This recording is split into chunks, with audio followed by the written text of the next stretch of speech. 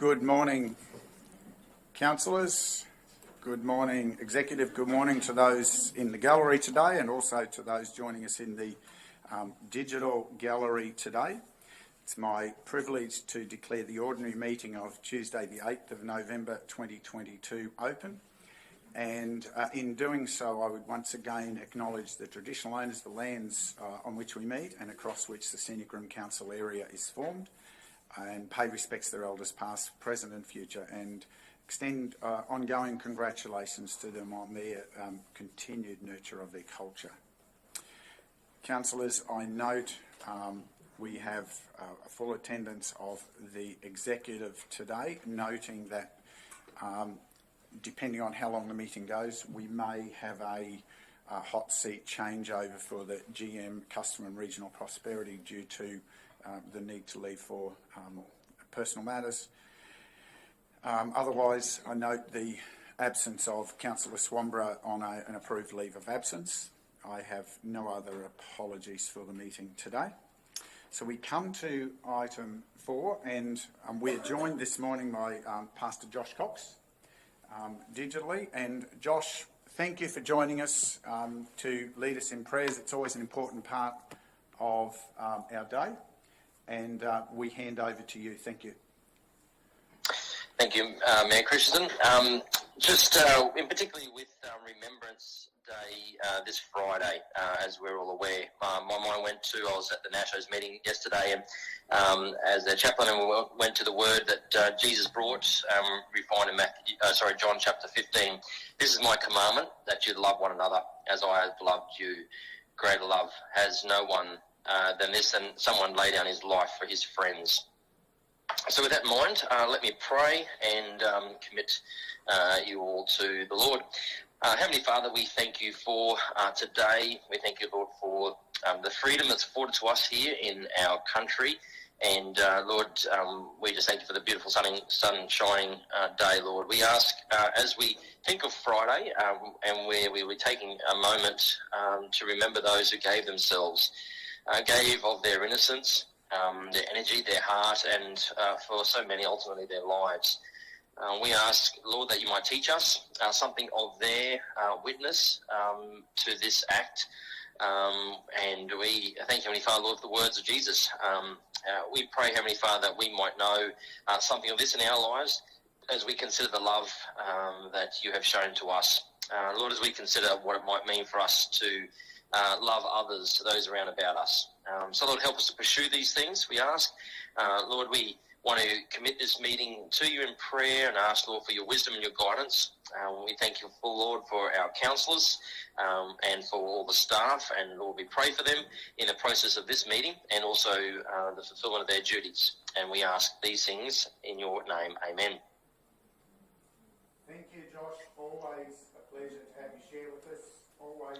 Also acknowledge that you have a busy schedule and you play a very important leadership and pastoral care role in our community, and understand if you're not able to remain with us today, but thank you for making the time for this important participation, and we wish you the best in your continued ministry.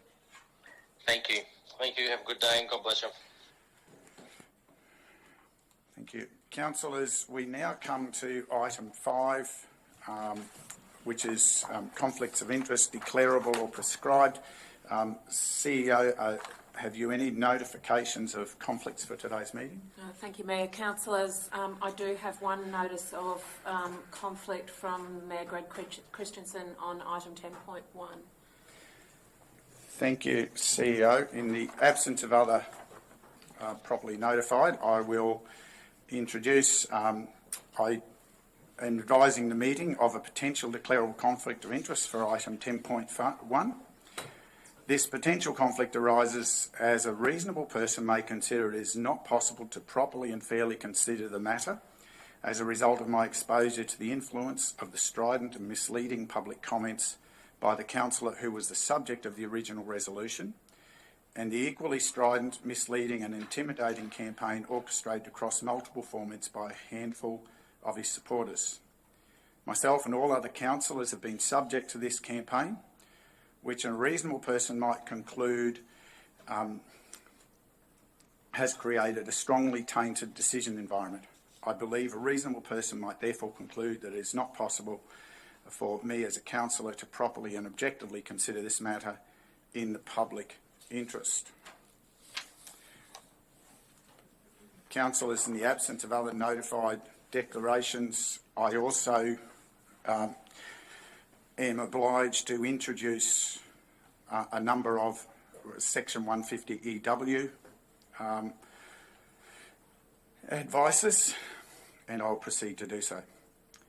In accordance with the requirements of Section 150 EW of the Local Government Act 2009, I'm advising the meeting of my reasonable suspicion that Councillor McConnell has a declarable conflict of interest with regard to item 10.1. I believe this potential conflict arises as a reasonable person may consider it is not possible for the councillor to properly and fairly consider the matter as a result of exposure to the influence of the strident and misleading public comments by the councillor who was the subject of the original resolution, and the equally strident, misleading and intimidating campaign orchestrated across multiple formats by a handful of his supporters, which all councillors have been subjected to. A reasonable person might conclude this has created a heavily tainted decision environment. I believe a reasonable person might therefore conclude that it is not possible for Councillor McConnell to properly and objectively consider this matter in the public interest. Further declaration. In accordance with the requirements of Section 150 EW of the Local Government Act 2009, I'm advising the meeting of my reasonable suspicion that Councillor Chalk has a declarable conflict of interest with regard to item 10.1. I believe this potential conflict arises as a reasonable person may consider it is not possible for the councillor to properly and fairly consider the matter as a result of exposure to the influence of the strident and misleading public comments by the councillor who was the subject of the original resolution, and the equally strident, misleading and intimidating campaign orchestrated across multiple formats by a handful of his supporters, which all councillors have been subjected to. A reasonable person might conclude this has created a strongly tainted decision environment. I believe a reasonable person might therefore conclude that it is not possible for Councillor Chalk to properly and objectively consider this matter in the public interest. Further declaration. In accordance with the requirements of Section 150 EW of the Local Government Act 2009, I'm advising the meeting of my reasonable suspicion that Councillor McGuinness has a declarable conflict of interest with regard to item 10.1. I believe this potential conflict arises as a reasonable person may consider it is not possible for the councillor to properly and fairly consider the matter as a result of exposure to the influence of the strident and misleading public comments by the councillor who was the subject of the original resolution, and the equally strident, misleading and intimidating campaign orchestrated across multiple formats by a handful of his supporters, which all councillors have been subjected to. A reasonable person might conclude this has created a strongly tainted decision environment. I believe a reasonable person might therefore conclude it is not possible for Councillor McGuinness to properly and objectively consider this matter in the public interest. Further declaration. In accordance with the requirements of Section 150 EW of the Local Government Act 2009, I'm advising the meeting of my reasonable suspicion that Councillor West has a declarable conflict of interest with regard to item 10.1.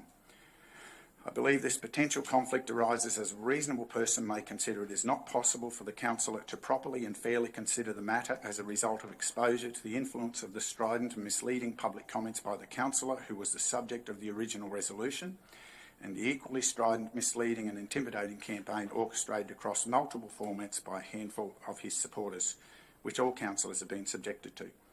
A reasonable person might conclude this has created a strongly tainted decision environment. I believe a reasonable person might therefore conclude that it is not possible for Councillor West to properly and objectively consider this matter in the public interest. Further declaration. In accordance with the requirements of Section 150 EW of the Local Government Act 2009, I'm advising the meeting of my reasonable suspicion that Councillor Enright has a declarable conflict of interest with regard to item 10.1. I believe this potential conflict arises as a reasonable person may consider it is not possible for the councillor to properly and fairly consider the matter as a result of exposure to the influence of the strident and misleading public comments by the councillor who was the subject of the original resolution, and the equally strident, misleading and intimidating campaign orchestrated across multiple formats by a handful of his supporters, which all councillors have been subjected to. A reasonable person might conclude this has created a strongly tainted decision environment. I believe a reasonable person might therefore conclude that it is not possible for Councillor Enright to properly and objectively consider this matter in the public interest.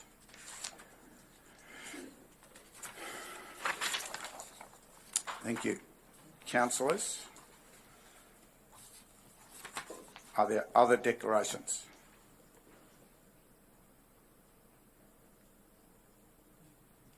On that item or any item? No, any other declarations? I just want to Councillor? make sure, because now that you've told us, you've made an accusation that we've got a conflict, we can actually talk about it.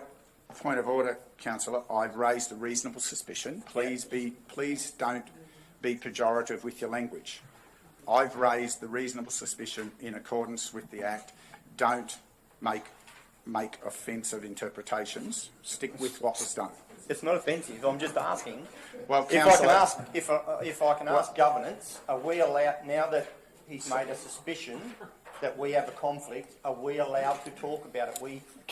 Councillor, I can clarify. No, it's okay. I've asked. Sorry. The officer, please, Mr. Mayor. I've asked the officer. Well, you asked me first, Councillor. No, so just that's fine. ask the officer. No, ask the GM. Actually, you don't Not get the to GM. ask the officer. Same thing.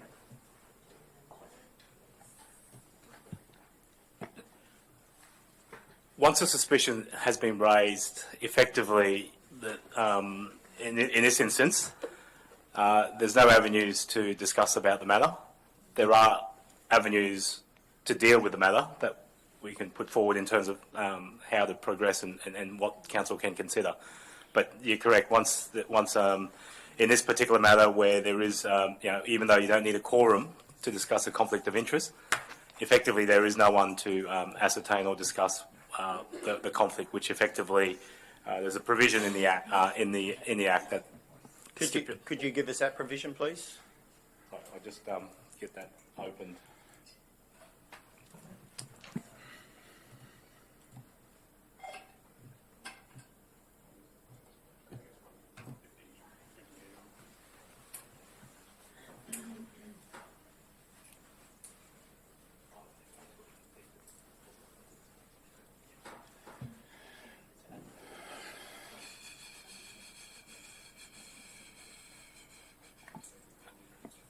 And so just to clarify, Councillor McConnell, is to speak on it. Is it more about to raise further conflicts onto the matter, or? No. The Mayor's already raised a suspicion of a conflict. That means that as councillors, we can't interject and give our point of view. Once he's raised that, we have to be quiet, and unless a question is asked of us. Now, the problem we have is everyone has been declared. So no one can ask someone a question because everyone's been suspected. So I'm just asking where we go to from here now that no one can talk about it. Yeah. Okay. That clarifies that. So we're just putting up on the screen now the provisions in the Act. So if I get Sharon to... The relevant section under the Act, Local Government Act 2009, is 150 EU, Yep. Which states procedure if no quorum for deciding matter because of prescribed conflicts of interest or declarable conflicts of interest, which is pertinent to this matter. As item 1 points out, this section applies in relation to a meeting if a matter which one or more councillors have prescribed conflict or declarable conflicts, and there is less than a quorum. So that meets that criteria. The local government must do one of the following. So A, delegate the matter under section 257 unless the matter cannot be delegated under that section. Decide by resolution to defer the matter to a later meeting, or 3, decide by resolution not to decide the matter and take no further action in relation to the matter. They're the only steps that can be undertaken. The matter itself can't be debated given the fact that there's conflict and there's a suspicion of conflict. And So thank you for the clarification. Councillor, I'll return. Are there any other declarations concerning the business of the meeting today? If I can just ask the GM again, item 10.1 back in hang on a sec.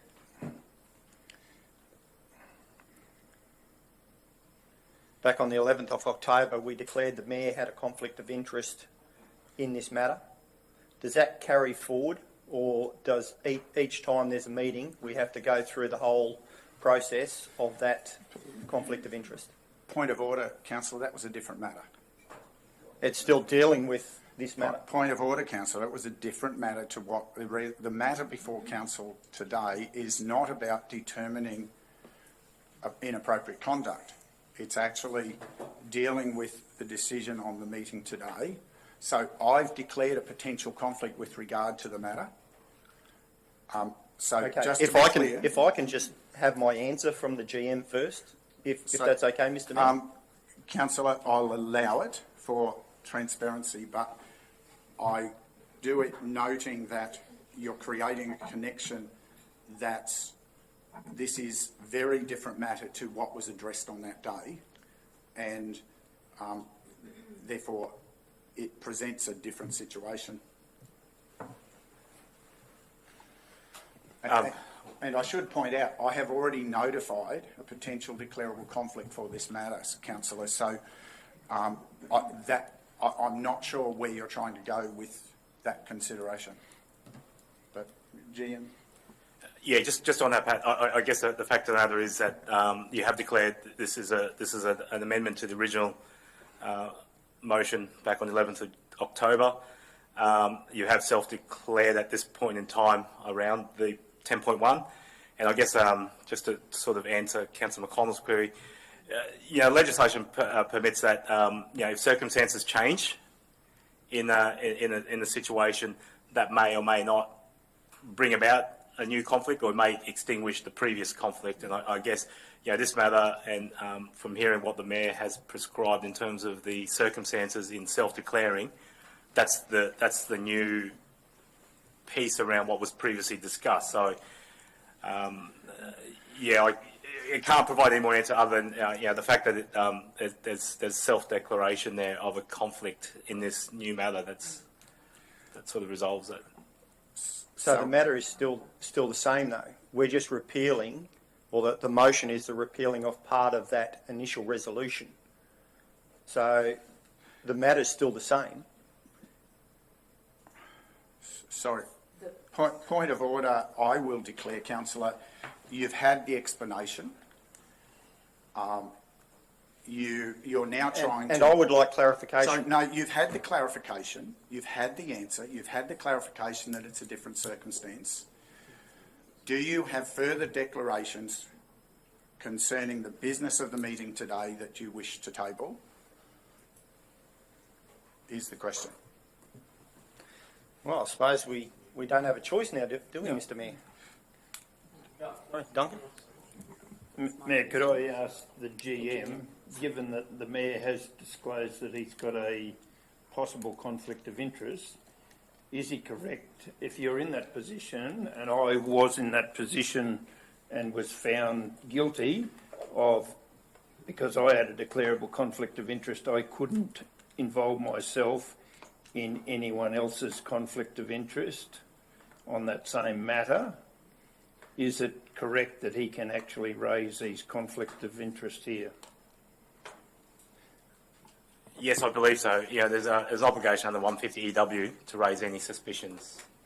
Even though you have got a conflict or a possible conflict? Well, the suspicion is that what the Mayor discloses, his conflict would apply to all the others effectively. That's what I've read in the descriptor. It wasn't. I don't believe there weren't any changes in terms of, Mayor, what you prescribed as yours as compared to everyone else. That's the same metrics. Correct.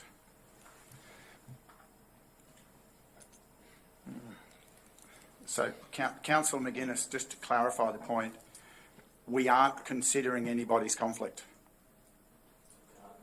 We are not able to consider anyone's conflict on those declarations, and given that there are no other declarations forthcoming, we will move forward then to item 6 of today's agenda, which is Mayor, Sorry, Councillor Enright. Can I propose a motion that we enable us to proceed this matter? I'll consider it, council. Otherwise, I'm happy to pause it until we get down the agenda. Okay? Thank you. I'm happy for you to pause for a moment if you seek advice about the appropriateness of that from governors.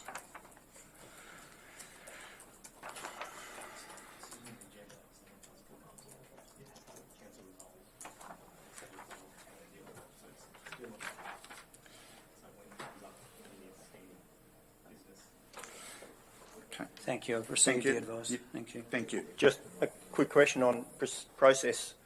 Councillor. If we're all now conflicted, how do we now move to item 10.1? Councillor, we'll deal with that when we get there. Okay. We'll deal with that when we get there. So, councillors, I move to item 6, and I do have the privilege of 2 announcements to share with the chamber today. And I'll do these in chronological order. Firstly, it was a delight recently, and for those who haven't heard, it's a delight to recognise that the Empower Her hiking program that Council sponsored and led has been recognised with the 2nd major award. Empower Her, which offered more than 900 outdoor recreational opportunities to encourage participation in hiking by women and girls in the spectacular Scenic Rim, recently won the Government Achievement Award at Outdoors Queensland Awards. After winning the Programs and Activities category at the 2022 Australian Sport, Recreation and Play Innovation Awards in Melbourne in July. Funded by the Queensland Government's Active Kit program in partnership with Health and Wellbeing Queensland and Scenic Rim Regional Council, Empower Her achieved its aim of increasing the physical activity of women and girls by reducing barriers to participation in hiking. The innovative program offered guided hikes at a subsidised price of just $15, providing 78 guided walks, catering for a range of abilities from February to July 22. Council is proud to share Empower Her's success with our partners Park Tours, O'Reilly's, Rainforest Retreat and Mount Barney Lodge, who delivered the program to the highest standards. This is yet another example of excellent work by Council's team to bring meaningful social outcomes in the region. But I'm equally delighted and pleased to announce that Scenic Rim's reputation as a leading destination for food tourism was reaffirmed at the 2022 Queensland Tourism Awards on the Gold Coast on Friday night. The region's Silver Award for Excellence in Food Tourism adds to an already impressive list of accolades after it was named as Best in Travel 2022 by the Lonely Planet Guide, and Tamborine Mountain took the title of Top Tourism Town in Queensland in June. This latest win follows the Scenic Rim's Gold Award in Destination Marketing at the 2021 Queensland Tourism Awards for its Richest Place on Earth in Australia campaign. It also recognises the strong partnership between Council and local tourism operators whose efforts have made the region one of Australia's premier food bowls. My congratulations to everyone who has contributed to our region's ongoing success.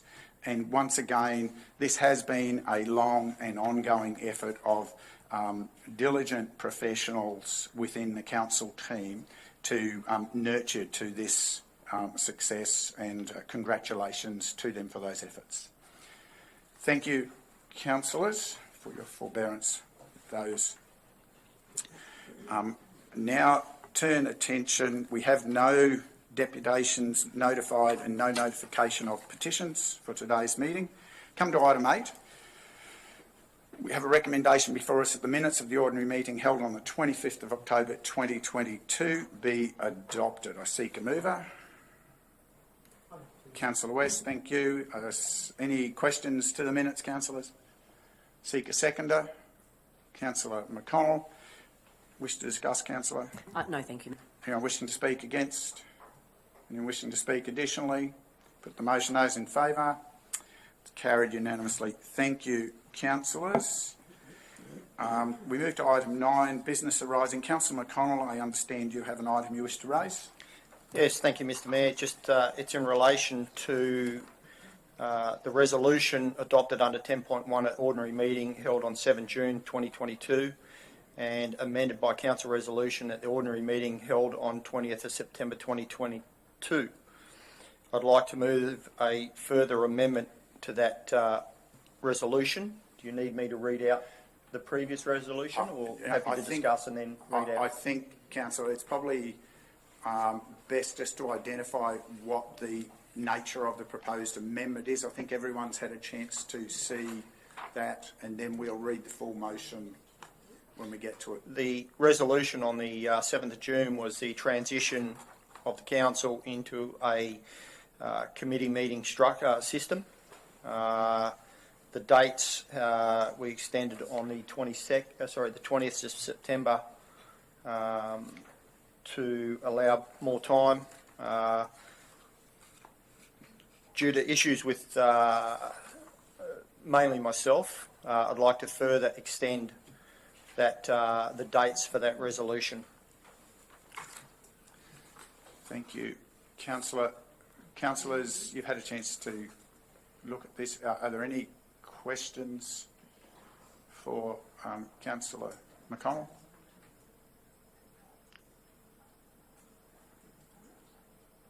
If not, Councillor, now I will ask you to read the whole thing. Sorry. Do you need the previous resolution as well, or just the new amendment? I think we'll note that the prior resolution is contained in the motion, and just ask you to read the new amended version. Thank you, Councillor. Okay, thank you. That the following resolution adopted under item 10.1 at the ordinary meeting held on 7 June 2022 and amended by council resolution at the ordinary meeting held on 20 September 2022 be amended to 1. The council, in the interest of enhanced public transparency, commit to the transition of its present 2 weekly meeting system comprising 1 ordinary meeting per fortnight and 1 confidential briefing over 2 days per fortnight to a committee system to include a planning and development committee and other committees as decided. 2. Confidential workshops be retained but limited to the formation of strategy and policy and other matters defined as confidential under the local government regulations. 3. That a new meeting system implementation workshop group comprising all councillors be established to be chaired by the Deputy Mayor, the purpose of which is to determine the identity and scope of proposed committees. 4. That following the provision of adequate information by the workshop group chair to the Chief Executive Officer, the Chief Executive Officer be requested to commence consultation with the Executive and the Implementation Workshop Group to develop terms of reference for each of the proposed new committees, for presentation to Council for consideration of a formal resolution on or before 22 November 2022. 5. That the Chief Executive Officer, following the Council's adoption of the committee terms of reference documents, consult with the Executive to develop a workable and agreed transition plan for presentation to Council that includes a timeline for delivery of updated policy or procedures as relevant and related procedures. That's updated policy or policies as relevant and related procedures. Meeting cycle, resourcing requirements to support the new structure of meetings, and any other considerations deemed necessary by the Chief Executive Officer. For consideration of a formal resolution on or before the first meeting of Council in February 2023. 6. That the transition plan identifies a targeted implementation date for the new committee system of meetings that is as soon as practical following 1 June 2023. Thank you, Councillor. Your motion for belt and braces, I'll seek a seconder. Councillor Chaw. You wish to speak to your motion, Councillor? Yes, Mr Mayor. This is just extending the dates to give us further room for the Chief Executive Officer to achieve the timelines that were set down. Thank you. Thank you, Councillor. Anyone wishing to speak against? Anyone seeking leave to speak additionally?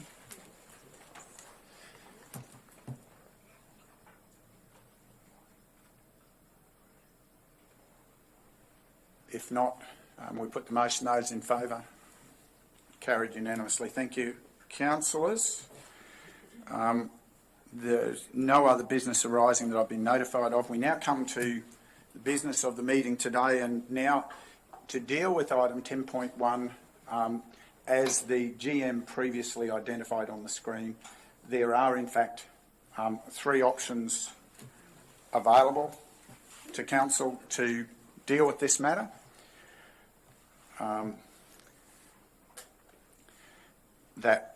And one is delegation under 257 is to the CEO. Deferral is there, and then C is to, by resolution, decide not to deal with the matter any further. Councillor Enright, were you? Thank you, Mayor. I would like to move that under section 150EW2C, council decide. So it might be EU. EU. Councillor, just to help get the right sections. They're all confusing. Yes, that's correct. EU. EU.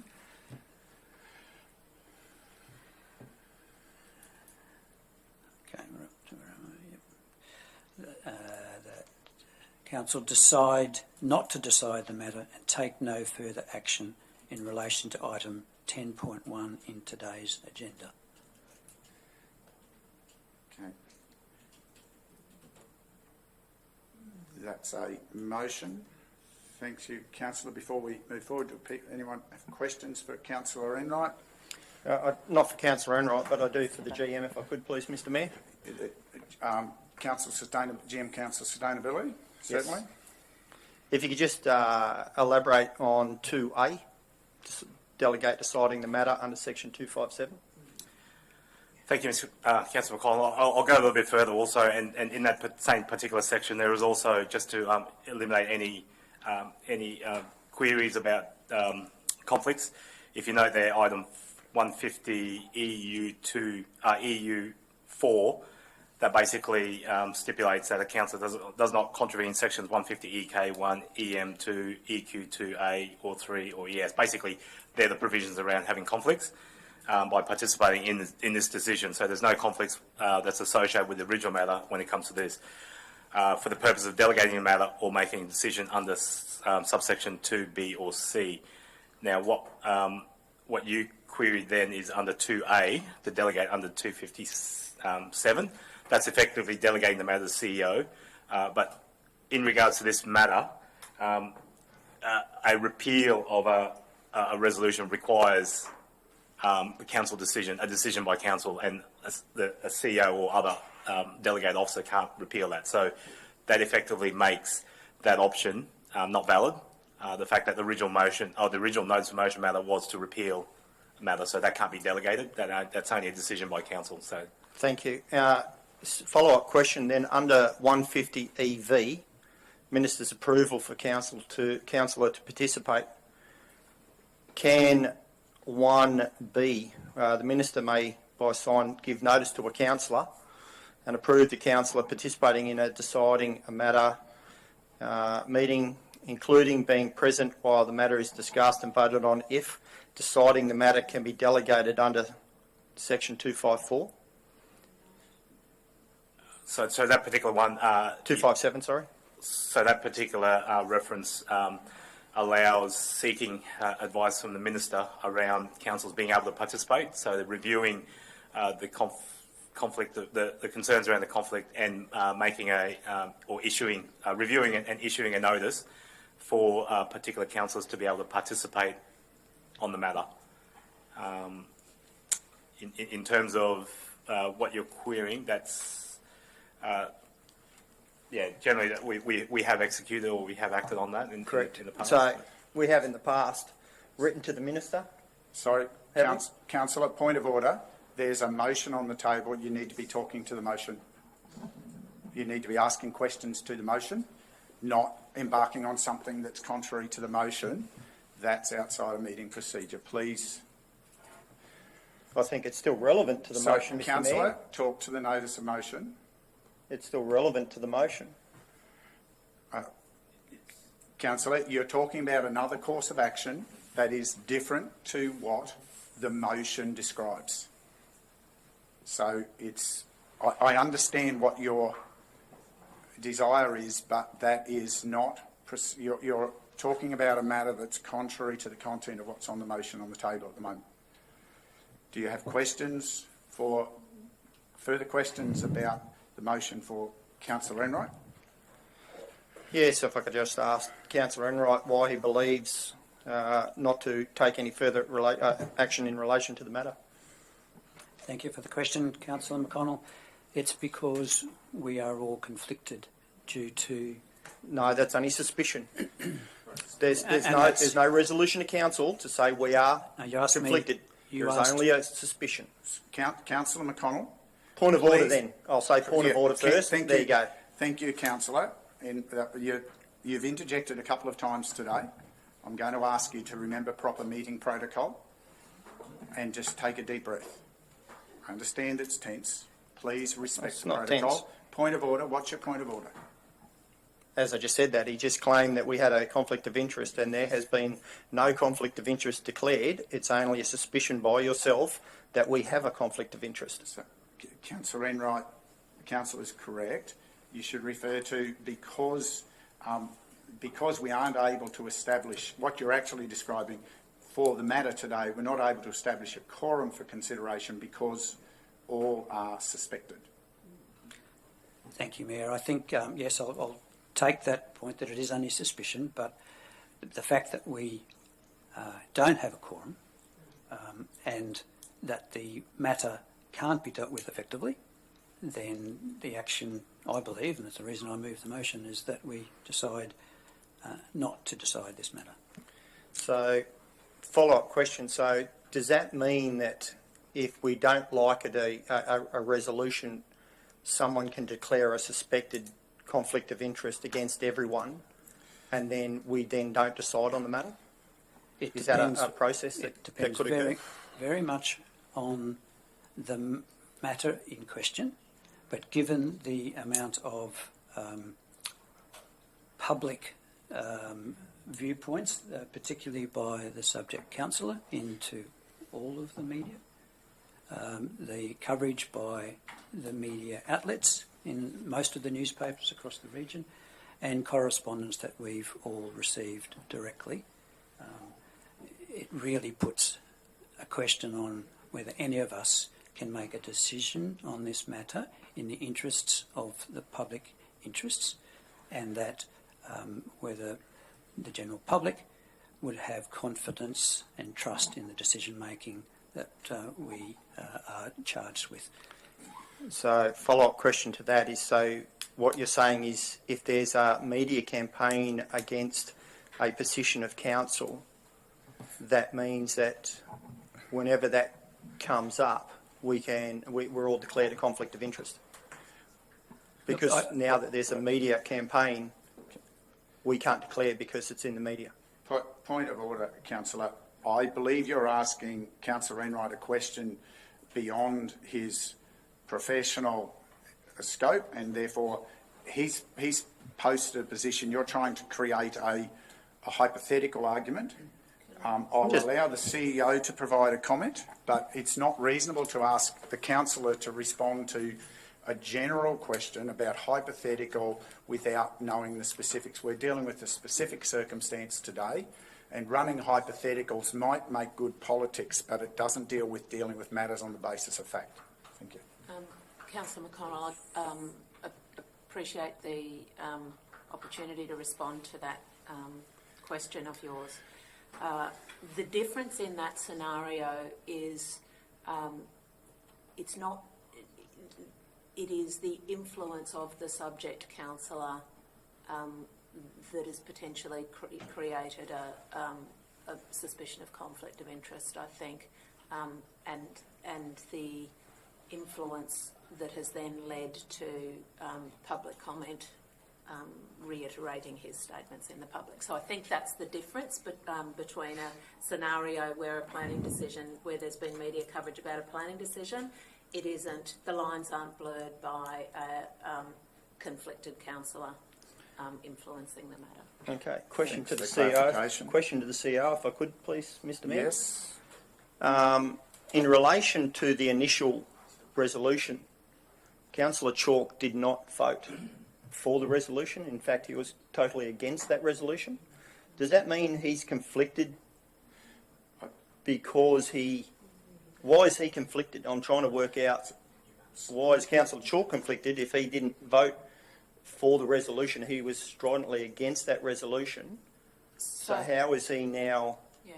So obviously the suspected conflicts were raised by the Mayor under Section 150 EW. What I can do is provide a general response in that each matter that comes before council as a new matter, and so the conflicts must be considered in relation to the new matter before council. So I still can't understand how Councillor Chalk is conflicted because he already had a stance that was against the resolution. Point of order, Councillor. You've asked the question, you've had an answer. The message that is quite clear. This is a different matter on a different day. We're at a different point in history, and the suspicions have been raised. So whatever happened at a prior meeting is not of relevance today.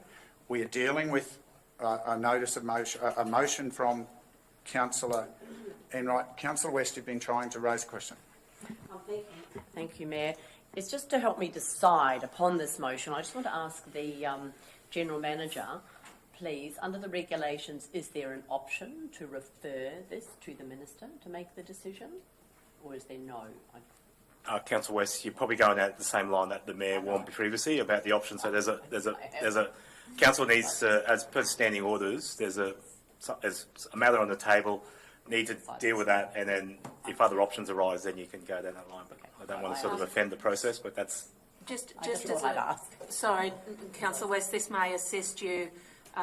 If you are talking about referring the matter before council today to the Minister for decision, the answer is no. The Minister has no jurisdiction to make a decision on a motion before council. Thank you. That was the clarity I'm. Can I ask a further question? Given that there are other matters on the table today, is it a reasonable understanding that the resolution in its entirety was reviewed by departmental officers as well as having legal review as to ensure its suitability under the legislation? Yeah, thanks for the question, Mr Mayor. I can confirm that following the resolution of council, council officers referred the resolution to the department for review to ensure that review was made in compliance with the legislation. Sorry, through you, Chair. The department were listening onto the meeting, and then they provided feedback to council. Okay, Sorry, yeah. we didn't refer it, but the department was actually intently listening to our meeting proceedings, and they actually reviewed the matter. Yeah. So in light of reviewing the decision for legislative compliance, the department provided feedback to council, and as you know, that feedback led to other motions currently on the table for this meeting that aren't related. But we're not discussing those motions, yep. Mr Mayor. Point of order. So we've gone outside of process. We're not discussing 10.2 and 10.3. We're discussing 10.1. You're right, Councillor. So how do we get out of proper process and go into 10.2, 10.3? Councillor, point of order. Please don't be argumentative. Let me explain. I asked a simple question whether the resolution in its entirety had been looked at by other parties. That's what I asked. I didn't talk about 10.2 and 10.3. Okay. If I can ask, would the department have put a feedback back to us that the 2E was inappropriate, or is that part of process? So, thanks for the question, Councillor McConnell. What the department, the scope of the department's review is about whether the orders placed were legislatively compliant within the powers of council. So that's the limit of the department's scope as far as its review, and lawful, that resolution was lawful. So advice received back specifically relating to the order that is the subject of item 10.1 that order was not questioned by the department at all. Thank you. So it's able to be repealed if the council sees fit. Sorry, councillor, my understanding from that was that they did not see a concern with that item. No, that's right. That's right. It's as per. I've got no problem with that, Mr. Mayor. So But there's just to no be- problem with us repealing it either. So, councillor, we now are back to dealing with the motion on the table. Do you have further questions for councillor Enright concerning his motion? Councillor Chalk. Yeah, Councillor Enright, I'm just wondering if you could tell me if you're truly comfortable with the process that's gone on today, that we're at this stage where our only options are now to consider your motion that you proposed, or being accused of potential conflicts of Point of interest. order. Are you really comfortable Point with of order, doing... councillor Chalk. When Yes. a point of order is called, please stop. Yeah, Mr Mayor. Point of order. Councillor, please withdraw the comment about accusation. Reasonable suspicions were raised. Please contain yourself to the proper language It was of the chamber. point of order, Mr. Mayor. There was no resolution to council that they were conflicts. They're just your suspicions. They're not reasonable. We don't find them reasonable. I don't Point find of them order, reasonable. councillor McConnell. So they're not reasonable Of points of order, councillor McConnell. If you do not maintain your discipline within the chamber, this is your first warning to stay within procedure. Okay? The next time you'll be asked to leave the chamber, councillor, please contain your emotions to work through the process. So, councillor Chalk, Wait, do I've asked you a question, Mr. Mayor. what's your question now, councillor? I've acknowledged. Well, you made the accusation. No, sorry, councillor. I didn't make the accusation. What I said to councillor Chalk, he used the word accusation. I required him to talk about reasonable suspicion, because that's what was raised by me. Whether you accept it is another matter. And Very that's clearly, the wording was reasonable suspicion. You characterised it as accusation earlier and were pulled up. I'm pulling councillor Chalk up on applying the same equitable standard to have the proper language of the chamber. Because you don't agree with the reasonable suspicion doesn't give you the ability to recharacterise the reasonable suspicion to something else. Can I just confirm with you, Mr. Mayor, that there's been no resolution of council that the reasonable suspicion is reasonable? Sorry, councillor, that's not a matter that's determined by resolution. So if you were properly aware of your legislation, it is an obligation to raise a reasonable suspicion, and that then allows for the proper process to ensue. That's what I've done. So you trying to make comments that might serve some other agenda aren't helpful. Please respect, and you should be aware of the legislative requirement to raise reasonable suspicions and for them not to be ridiculed by others in the chamber. They're raised for the purposes of transparency, and because you don't like them doesn't give you the right to ridicule. So please respect. Mr. Mayor, how do we get transparency when no one can rebut your reasonable suspicions? Councillor, once again, you are playing politics. I'm not playing politics. Cease. I'm just after a question. Point of order, councillor. We are long past discussing conflicts of interest. If you do not remain focused on the motion before us, you've had your warning about where we are. I know you want to create some comments for whatever reason. Though the matters around declarations... You've just made an accusation that I'm playing politics, Mr. Mayor. Sorry, I'm sorry, not. councillor. I'm simply saying, just for clarity, councillor, we dealt with the matters around declarations previously. We are not discussing declarations or reasonableness of suspicions or otherwise at this time. We are considering a motion that rests on the table as moved at the moment, and you've been given a lot of latitude to ask questions to the councillor, to seek guidance from officers.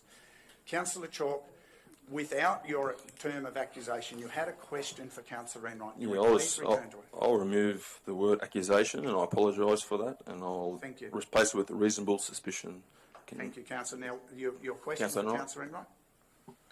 Thank you, Councillor Chalk.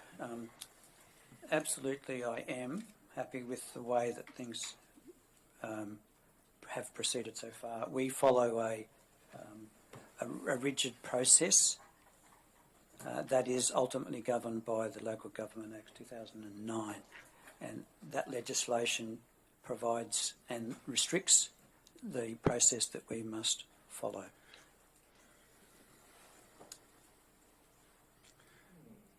Thank you, Councillor. Any further questions to the motion? Not. Excuse me, could we just have the motion on the screen again, please?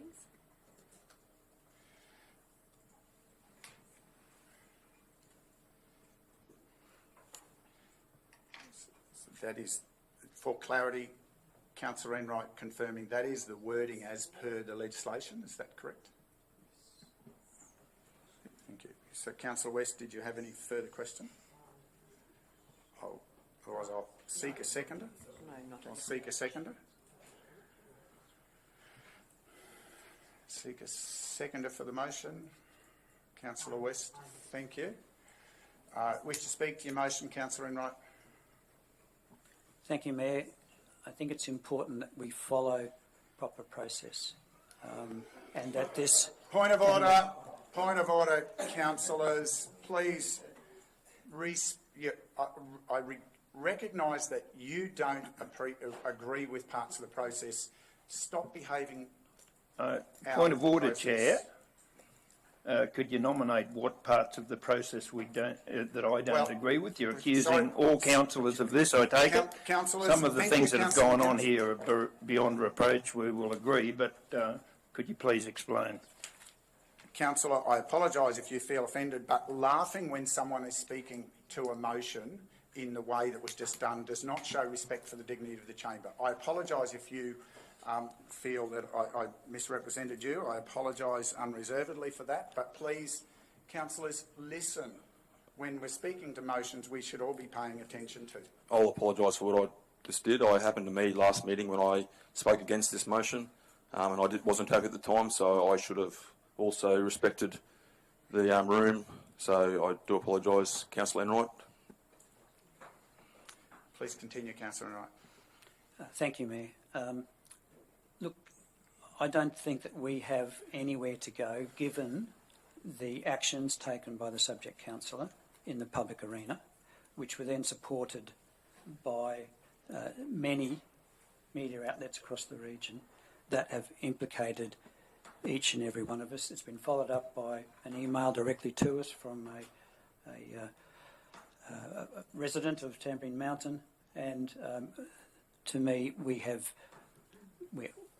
we cannot progress this matter where there could not be seen that we were in the could be trusted in the view of the public that we were acting in their interests. I'm wishing to speak against Councillor McConnell. Yeah, I'll speak against the motion, Mr Mayor. Proper process sometimes is the wrong process, if you ask me. I think the whole thing has been a bit of a joke this morning. We're repealing, we were trying to repeal one part of a whole motion, which I thought even at the time was a bit excessive, and I actually sought counsel by senior council officers about it, waited until the council report came out with the exact amount and knew that it was excessive. And I think this whole process this morning hasn't been in the best interests of the community and the ratepayers. And I think that if in future, if there's a media campaign regarding a resolution of council that will be coming up, then we're going to... Point of order, Councillor. I'm going to caution you. You're stretching. Just be careful where you stretch with your bringing the chamber into attacking the process of the chamber. I've let you go with a couple of comments, but I'm going to remind you, do not bring the chamber into disrepute with your comments. Please continue. I'm basically just doing a hypothetical, Mr Mayor, because we've just moved a resolution that if there's a media campaign, then... Again, point of order, Councillor. That was not what's been talked about, and that this is not a hypothetical. You're talking to a specific motion. Please stay contained to the motion And of the I'm day. staying contained to the motion, Mr Mayor, in that I believe that in future with this resolution, that if there's a media campaign against any other council issue coming up, then we may have to declare a conflict of interest because the media campaign has unduly influenced the councillors. So I'm dead against this. I think I think it has to be resolved, and I think the initial resolution has to be heard for fairness of everyone involved. Anyone else wishing to speak in support of the motion? Councillor West. Oh, look, Mayor, I do find this a very difficult situation, to be honest, but given the situation that we have, where we do have to make a decision, and we can't refer it to anybody higher, we have to make a decision here. I too am concerned about the ratepayers and the fact that we did decide, we talked about, when we discussed this matter before, about the cost of the investigations that were costing our ratepayers. We did decide to back down a little according to the list of recommendations from the OIA, which really recommended 60%, but we did make a decision on 30%. So I just believe that we have to get on and move on from this item, but I do support the motion. Anyone wishing to speak against? Councillor McGuinness. Yes, Mayor, and if I could just correct Councillor West for a start off, and I was going to touch on the same subject. It wasn't recommended. It was an area, 50 to 60% of the fee. Unfortunately, we didn't have a dollar amount there at the time, which I found a bit strange that there wasn't. We were deciding on a figure when we didn't know a percentage of the figure, and we didn't know the top figure. So I had no problems, and when it came out that in my mind of agreeing with Councillor McConnell's resolution there initially. There are two other options we've got there, and this is not the only option we have. It's not quite correct that this is the only option, and I think either way, because of circumstances and politics, we've actually found that we can't vote on the motion today, and that's very unfortunate. And I think the public listen to this. It's just another notch on the belt of the credibility of this council by the way things have transformed here today. Councillor McGuinness, you continue to try to denigrate the proper process. Be cautious. Mayor, I will stand straight, I will stand high, and I will stand with honesty. I'm not sure that always happens with everybody in this vicinity. Well, point of order, Councillor. That is egregiously offensive. Please retract the comment. I retract the comment. It is, and such behaviour is not reasonable. Anyone else wishing to speak for the motion? I will speak for the motion. Support the motion simply because, firstly, the independent review by the proper authority did not identify any concern with the original resolution, as we've already discussed. Point of order, Mr Mayor. Yes, Councillor. I thought the CEO said they didn't review that part. No. They only reviewed. That's not correct, Councillor. 2C. That's not correct. So they reviewed you everything. misheard. They reviewed the whole resolution, Councillor. That was what was said. So please, but they reviewed the whole resolution and only identified particular matters which we'll address shortly that were not compliant with legislation. That's what was confirmed. CEO, just whilst I'll pause. Thank you, Mayor. That's the case, yes. So The full you're making it sound like they agreed with that 30%, when in fact that's as per the resolution, and there's no problem. But we have a right to repeal it as well. So they knew that the proper process had been followed. So can I now continue? So we've clarified they did review the whole resolution and they didn't find a concern under legislation. The concerns that have been raised today weren't raised easily. Councillor Enright's motion identifies a reasonable way forward. There is no, to my understanding, there's no material reason for, it's a significant matter to consider rescinding a motion without a significant change such as the guidance from the department. So I support this motion as a way to allow council to move forward based on the original decision, which I might add I wasn't a participant in, which was chaired by Councillor McConnell and was supported as a majority decision of councillors at the time. Anyone else wishing to speak against? Councillor Chalk. Yeah, I'll speak against this motion. As you're elected in the community, you stand here and your vote counts. I think that's been taken away from me today, unfortunately. Point of order, just pause, Councillor Chalk. The gallery knows the proper way to behave in the chamber. Ms Hay, you're not a novice in the chamber. You're not a novice in the gallery, and you've been cautioned in the past, so I'm going to direct you to leave. Thank you for disrupting. No, you don't, Ms Hay, because you've been warned in the past. Ms Hay, please stop interjecting. I'm asking you to leave the meeting because you know very well the proper protocols. And righto, then we will, if you decline to leave, we'll give you one more opportunity to leave. Otherwise, we'll have to seek the assistance of the Queensland Police Force. Councillors, we will adjourn. Can I ask a question, Mr Mayor? You can. Is there a process for councillors to object to your decision? There's always a process, councillors. Do you want to? What's your basis for objection? Do you believe the gallery should be able to interject? I think it was minor, and it's only once for this meeting. So, if she was yelling out and being abusive, I could understand the decision to remove her. But I don't think clapping a comment from Councillor Chalk warrants the removal from chambers. Thank you for your consideration, Councillor. If this was a novice person in the gallery, I would agree with you.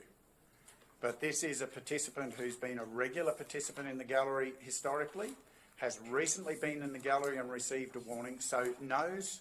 When did I recently receive a warning? The last time you were in the gallery, Ms Hay, you received a warning because you once again interjected. So I'm going to ask you once again to leave. Wait, can we go back to mine, Mr Mayor? Yes, please. What's the process for refuting your you want to move a motion of dissent, Councillor? Yes, please, Mr Mayor. Righto. You're moving a motion of dissent about removing someone from the gallery? We still have the original motion still. Got a motion. So I know. So this is the problem. I've got a motion on the table. So I'll continue with this, and then we'll come back and deal with whether or not I'll let Councillor Chalk finish, and I'll finish this motion, and then we'll come to deal with that. Councillor Chalk was finishing speaking before he was interrupted by Ms Hay.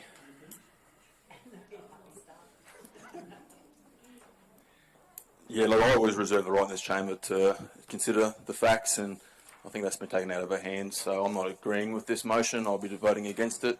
What's happened today, everybody should listen to and sort of take note. So thank you.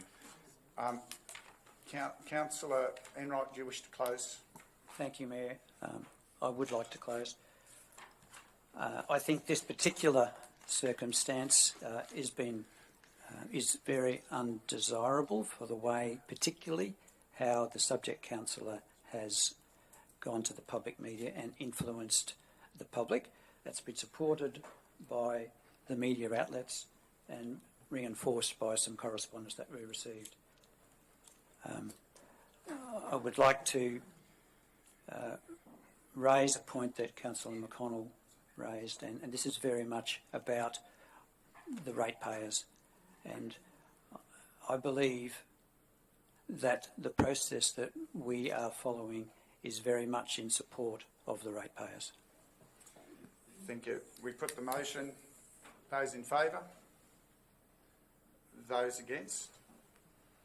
Division, please, Mr Mayor. Division, the original vote is divided equal.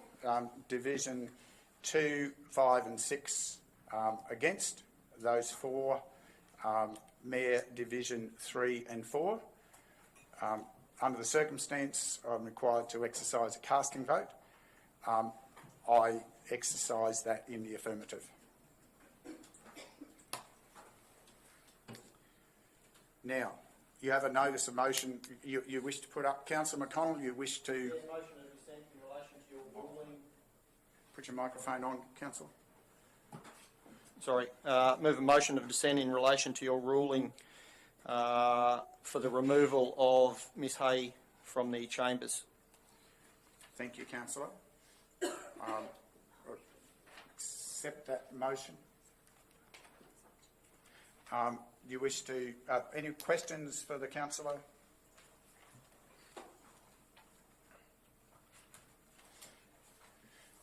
Not seek a second for that, Councillor Chalk. Now, Councillor, you wish to speak to your motion? Yes, I do, Mr Mayor. I think a warning would have been suffice for the infraction that occurred, and I think removing a member of the public from the chamber simply for clapping, regardless of how many times she's turned up and how many previous warnings she's been given, is over the top and not in the public interest in relation to this chamber. Thank you, Councillor. Anyone wishing to speak against the motion? Councillor Knight. Thank you, Mayor. I think it's important that the respect is shown from the gallery. I'd agree with the points that Ms Hay is an experienced gallery attender and certainly knows the rules of attendance, and given the responses that she has in this time, I think that privilege of being in the chamber should be removed. Anyone else speaking for the motion?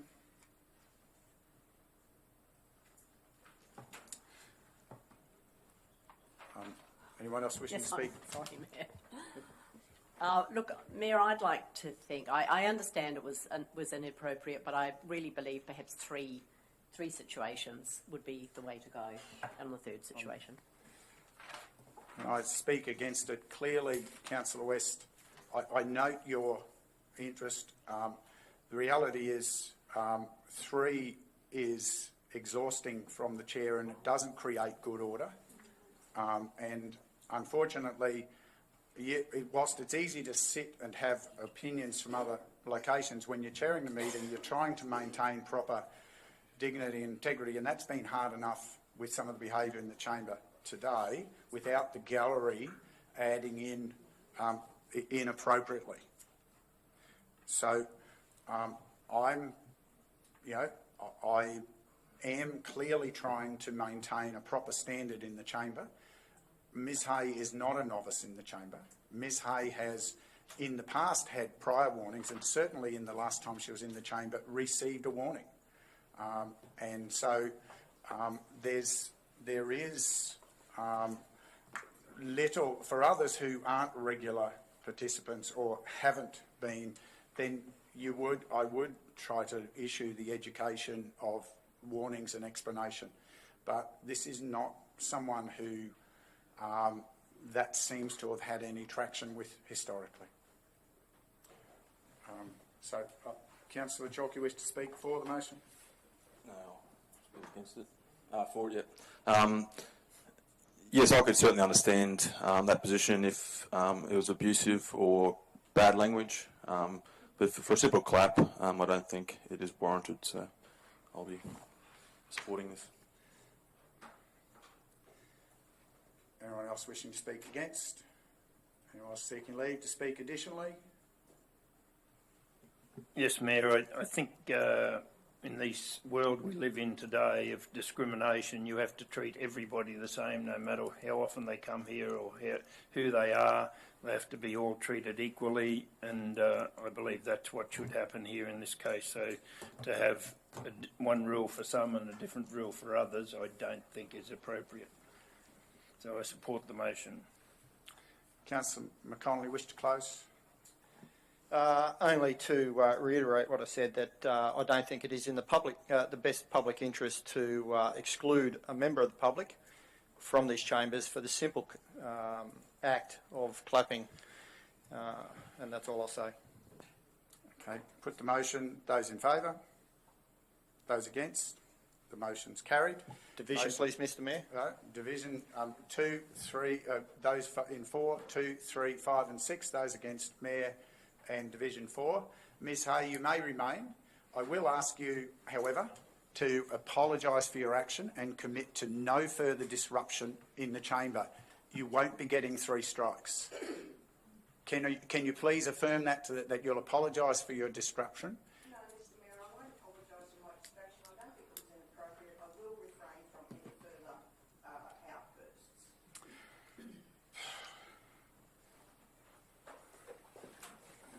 That's unfortunately seems to be the best one can hope for, and with councillors now making that determination.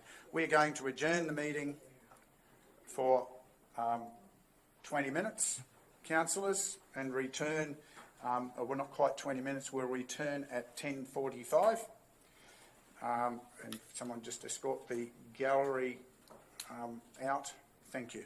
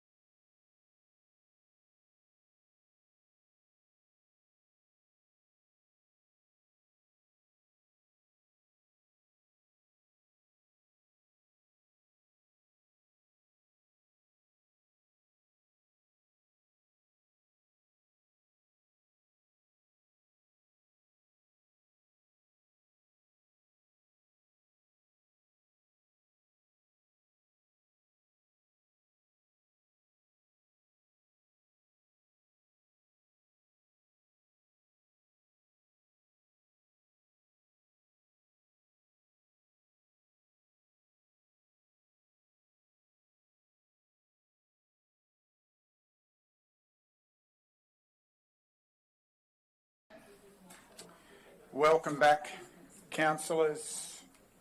Welcome back, executive. And we're just allowing the... No one's returned for the gallery? Not as yet. So we're not sure where the gallery participants that were here live have gone. However, we shall now proceed with those in the digital gallery still listening in with item 10.2. And I'll, whilst this has been tabled by the acting CEO, because it relates to the notice of motion, does the acting CEO want to introduce before? Otherwise, I'll hand to Councillor Enright. Thanks, Councillor Mayor. As you advised, it was this report is the result of a notice of motion from Councillor Enright, so I'm happy to hand over to Councillor Enright to present. Thank you, Councillor Enright. You have the floor. Thank you, Mayor. This notice of motion is in regard to items 11.2 and 11.3 on the agenda of the ordinary meeting held on 11 October 2022, whereupon I proposed the wording for the motion for items 11.2 and 11.3 that included a series of orders in response to Council's finding of inappropriate conduct by Councillor Swanborough. In particular, Part 2B of the resolutions of item 11.2 and 11.3 ordered the following: that such an admission must include, but not limited to, a statement that is to be read at the next available ordinary meeting acknowledging that the councillor behaved inappropriately, causing harm to third parties, which was supported by 4 of the 5 non-conflicted councillors for item 11.2 and carried unanimously for item 11.3. It has since come to my attention advice to the extent that the legislative ability is restricted to ordering the subject councillor to publicly acknowledge that they have engaged in inappropriate conduct.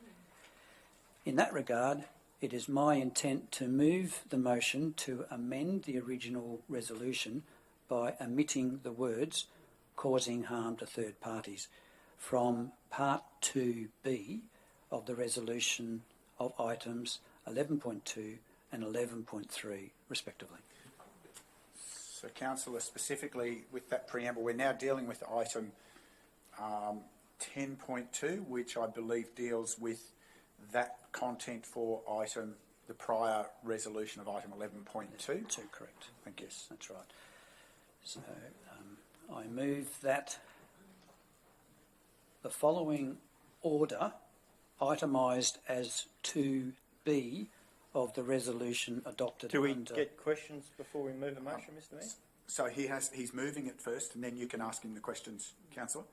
So if you want to let him just place the clarification. I'm happy, if Councillor Enright, I'm happy to let you ask questions to the councillor in advance of that. But what we've done previously was put the motion on the table and then ask the questions. Mayor, I'd prefer to present the... Put the motion. Notice Thank of you, motion. Councillor. Thank you. And then we'll invite you, Councillor McColl. I'll start again. I move that the following order itemised as 2B of the resolution adopted under item 11.2 at the ordinary meeting held on 11 October 2022, that such an admission must include, but not limited to, a statement that is to be read at the next available ordinary meeting acknowledging that the councillor behaved inappropriately, causing harm to third parties, to amend as follows, or be amended as follows,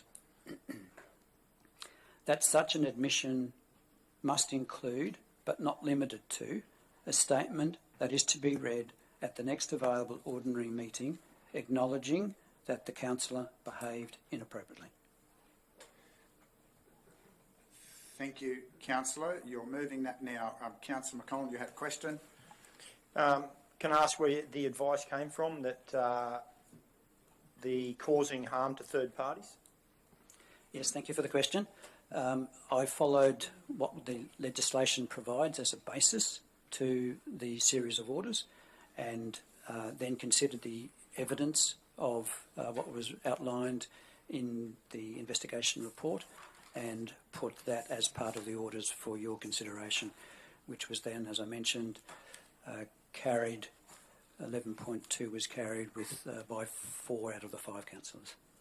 Yeah, I'm just inquiring where the amendment was progressed from. So who advised you that the initial motion that as you stated was unanimous?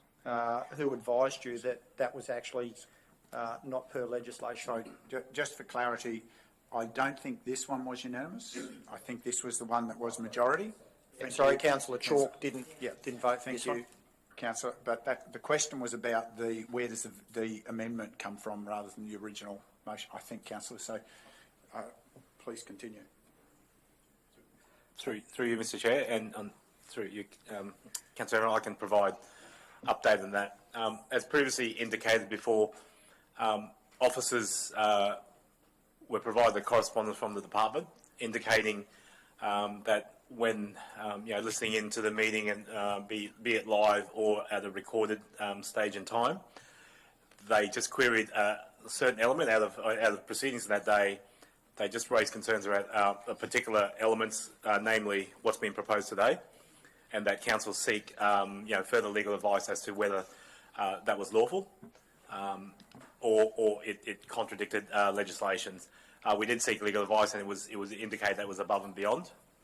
Councillors, you're probably similar in that around the use of adversely rather than health and safety previously raised. That went sort of further, but that was the indication. So, as the proposer of the original wording for the resolution considered by council on the day, officers reached out to Councillor Enright to see whether or not he was the proposer of that resolution, whether or not he was willing to consider putting that motion forward. Does that provide the clarity you were seeking, Councillor McConnell? That's the one. Thank you.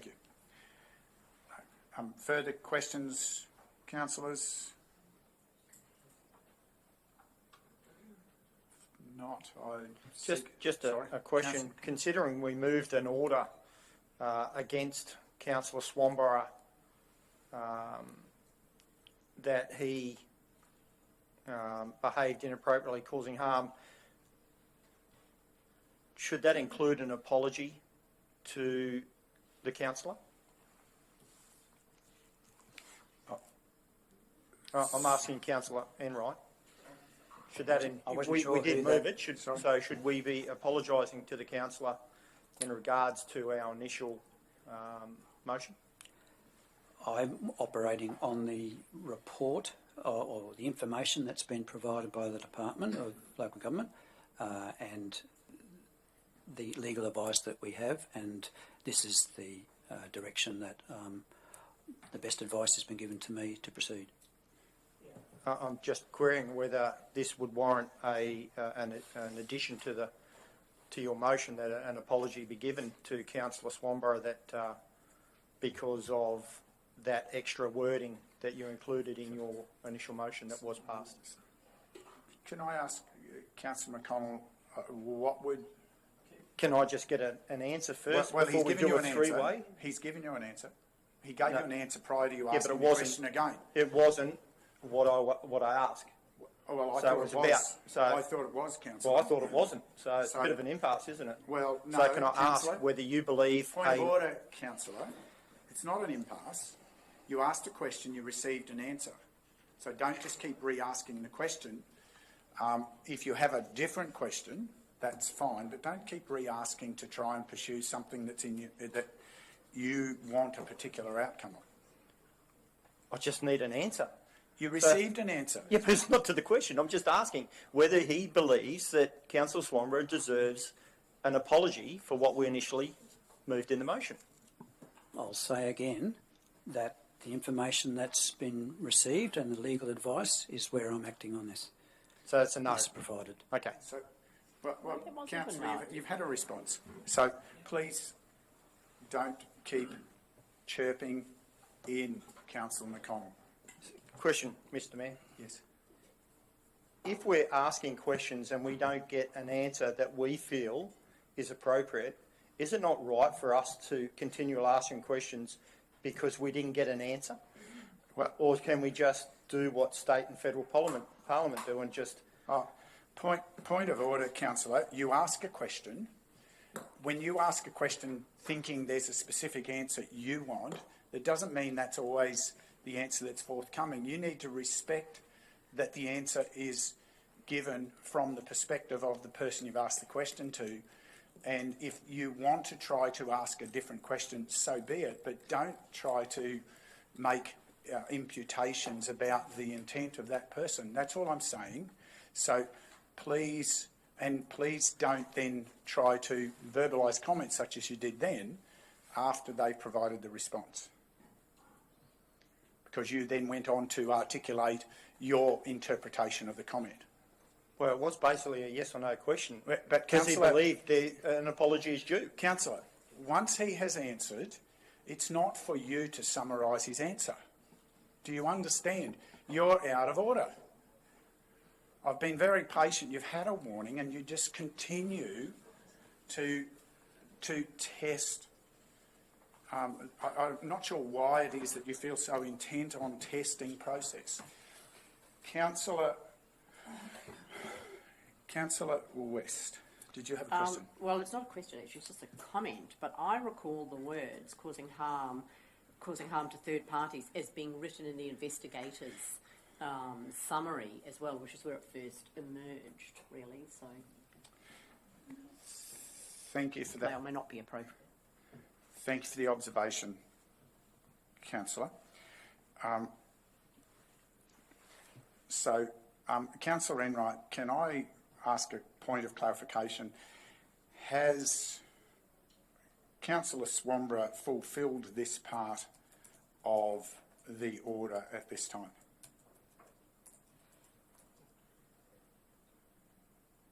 No, Mayor, he has not. So he hasn't been required to make, from that I understand, he hasn't been required to make an inappropriate statement in public. Is that your understanding of why? Point of order, Mr Mayor. I believe that Councillor Enright answered your question, So and you've just followed up with exactly the same question. No, I asked a very different question. No. Yes, Sorry. okay. So, Councillor McConnell, to be clear, my first question related to the entire statement. My second question related to the specific 4 words. That's the difference in the language construction. I understand you mightn't have fully heard that from what I said, but that was the intent. The first was a question about has he fulfilled that part of the order. The second was, therefore, he hasn't been required to utter those 4 words in public. Is that correct? Mayor, that is correct. As we all would be aware, that following the meeting of the 11th of October, Councillor Swanborough took a leave of absence for 2 months, so the wording Correction, of... sorry, 2 weeks. 2 weeks. Two meetings. Sorry, 2 meetings, 2 meetings. 1 month. So the wording is that he would make a statement at the next available ordinary meeting, which is yet to come. Thanks for clarification. Councillor Chalk? Yeah, Councillor Enright, has this motion been publicly put out there for people to read, the wording of this, which is what we're trying to amend? I think you know the answer to that question, Councillor Chalk. It's in the minutes of the meeting. Yeah, I'm just trying to establish the relevance of talking about whether he's made the omission when we're trying to amend a statement here. So I think the focus should be on the statement that we made when we put it out into public, and should that then need us to make an amendment for that or apologise is where I'm getting at. I think it's important that we amend the wording of this resolution that, I might remind, 4 out of the 5 councillors supported. And we're fortunate that Councillor Swanborough is on leave and hasn't had to provide his apology, including those words. So I think the timing is quite good, and I'm happy that we amend this in line with the legislation. question. Councillor McConnell. Just to reiterate what Councillor Chalk is getting at, we've put out there that from the 11th of October that the councillor did behave inappropriately and did cause harm to third parties. Surely he deserves an apology if we're going to then amend that motion. I'll say again, Councillor McConnell, I'm going by the advice of both the local government, the Department of Local Government and the legal teams, and are amending accordingly. So just to be clear, just to help clarify, Councillor McConnell, the matter of whether you believe there's a justification for an apology on these matters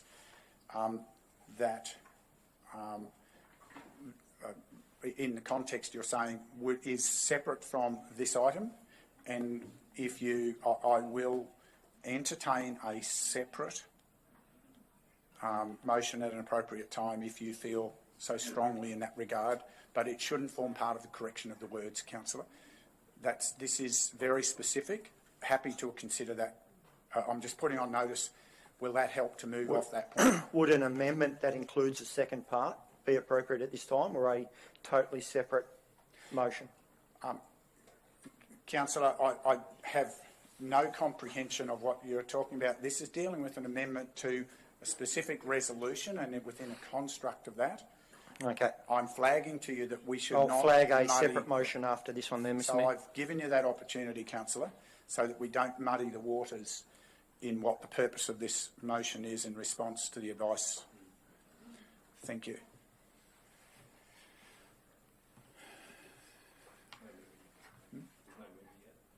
No, up there, there's a mover. There's moved by Councillor Enright. If there's no further discussion, I'll seek a seconder. Thank you, Councillor West. Councillor Enright, do you wish to speak? Thank you, Mayor. I would like to acknowledge the advice received from the Department of State Development, Infrastructure, Local Government and Planning regarding orders for inappropriate conduct matters.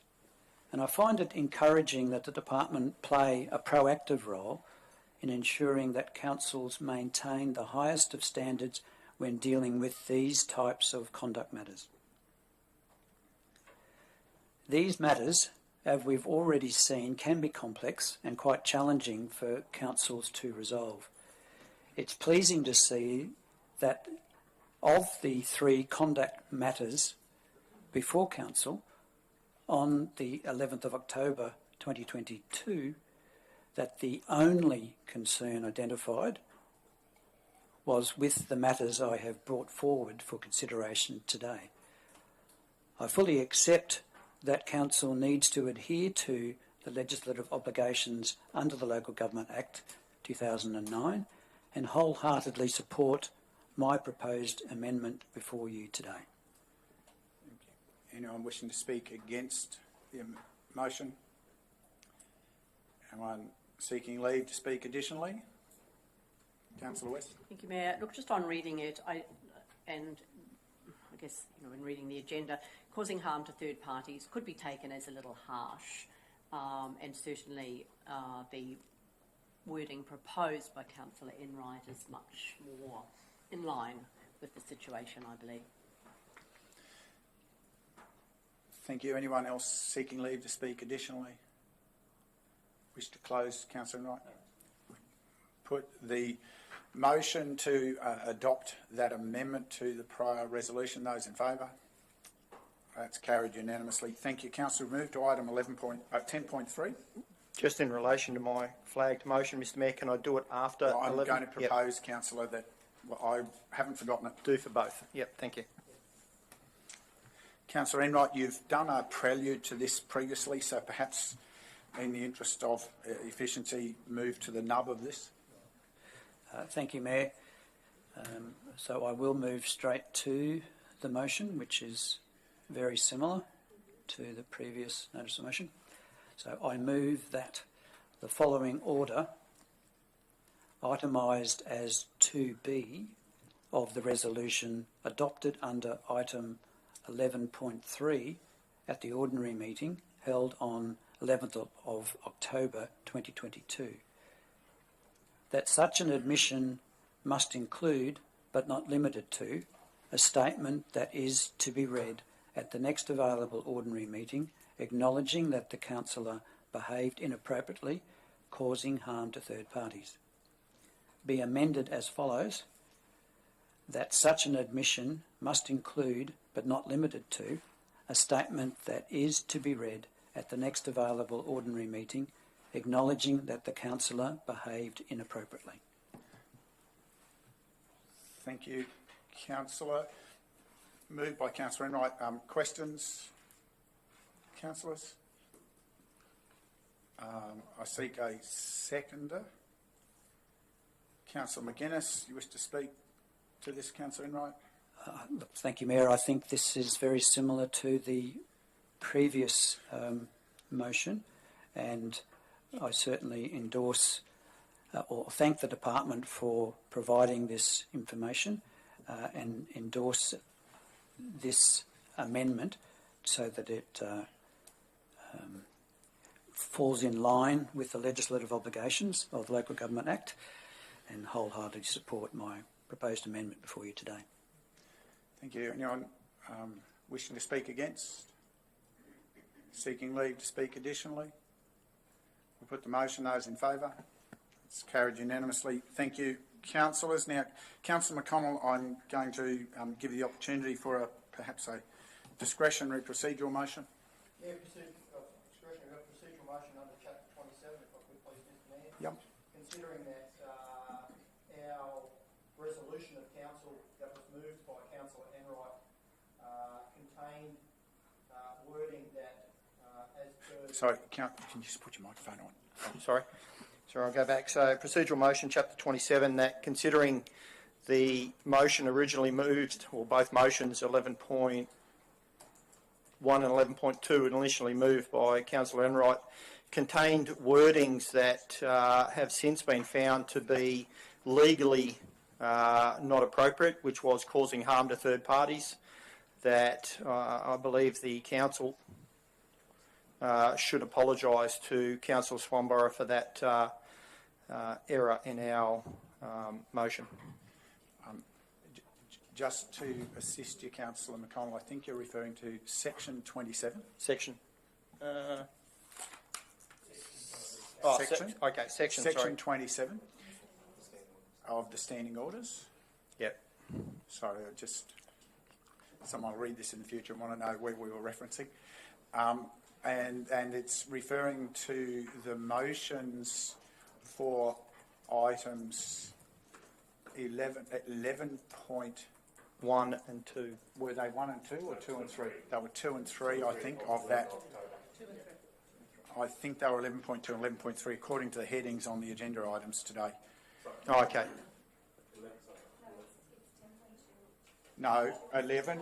No. Considering the motions of Councillor Enright for items 11.2 and 11.3 of the ordinary meeting of 11th of October. Sorry, I think this is what Councillor McConnell, I'm just trying to help with. Yeah, you are correct, Mr Mayor. For the ordinary meeting of minutes 11th October 2022, then take out a few of those words there. Yes. Thank you. That have since been found to be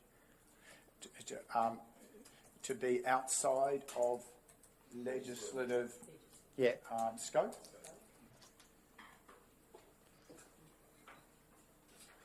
That council should apologise to Councillor Swanborough for any offence, any offence taken. Created. Yep.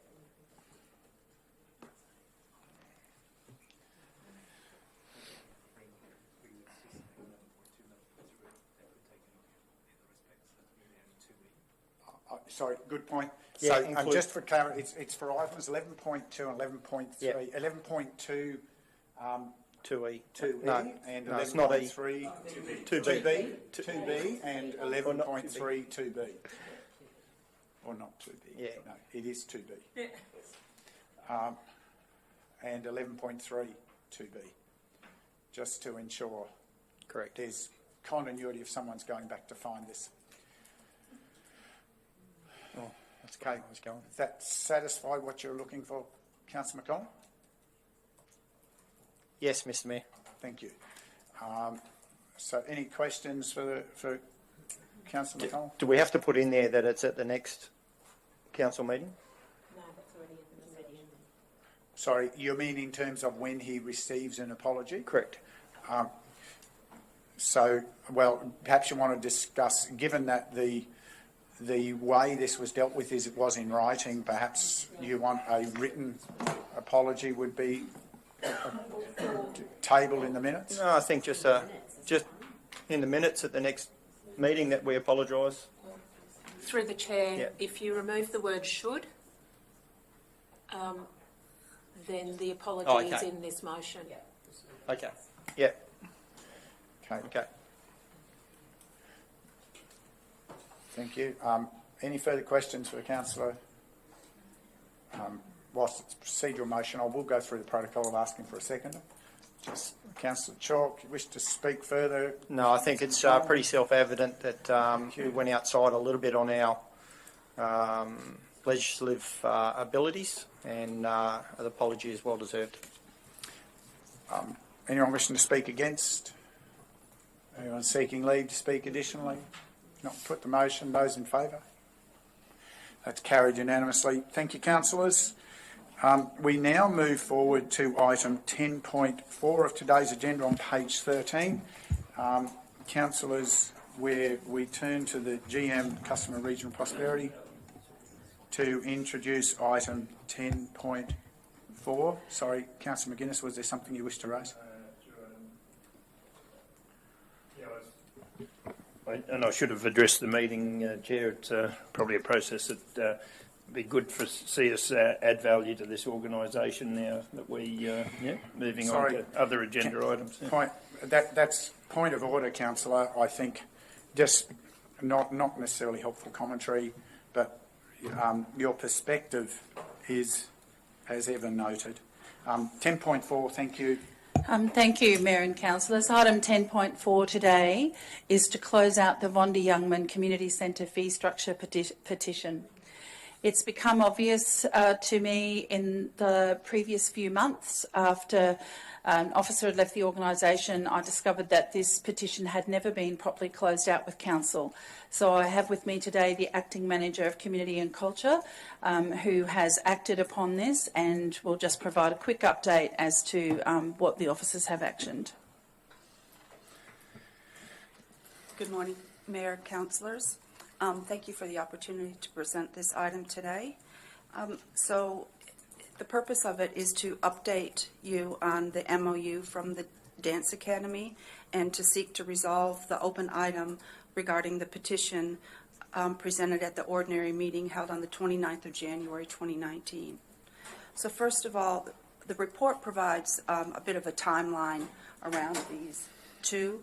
On the 15th of December, management of the Vondi Youngman Community Centre was transferred to Council. During that time, the original fee structure was retained, and it was notified to all the people who use the centre that in July of 2018 it would be reviewed as part of the budget considerations. Once this was done, a draft MOU was issued to the Tambourine Mountain Dance Academy principal in December of 2018, which included the new fee structure for council and for negotiation. Correspondence was received from the principal of the academy on the 26th of December advising that due to personal circumstances, additional time was asked for.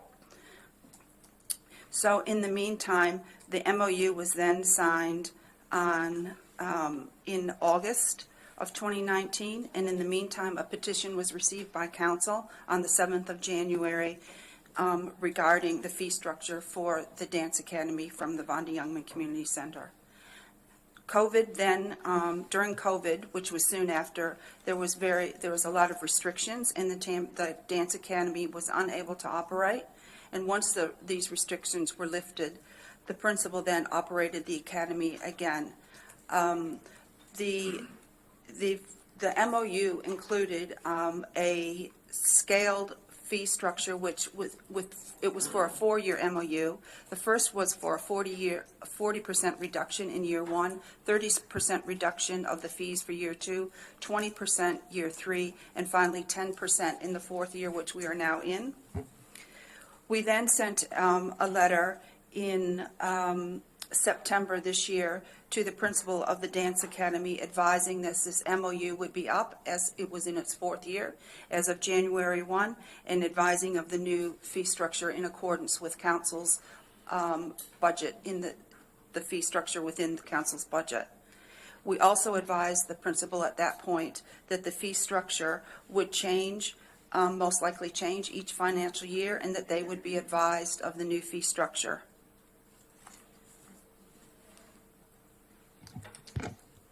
So that's what has occurred, and we seek to close out this petition.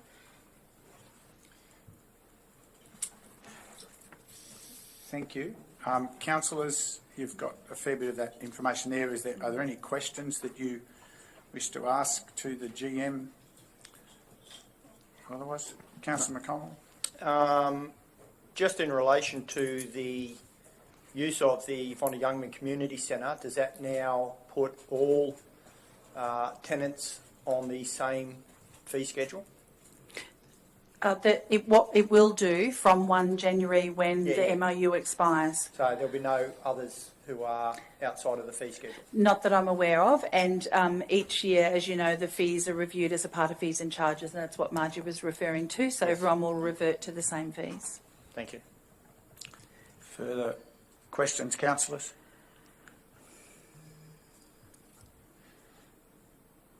Okay, to introduce the recommendation, please. Thank you, Mayor and Councillors. Before you today for your consideration is a recommendation that 1, Council acknowledge that this report addresses the matter of the petition received on 7 January 2019 from a group of Tamborine Mountain residents regarding the fee structure for Tamborine Mountain Dance Academy's use of the Vonda Youngman Community Centre. And 2, that Council note that a memorandum of understanding was issued on 1 January 2019 to provide a fair and equitable fee arrangement for the Tamborine Mountain Dance Academy's use of the Vonda Youngman Community Centre.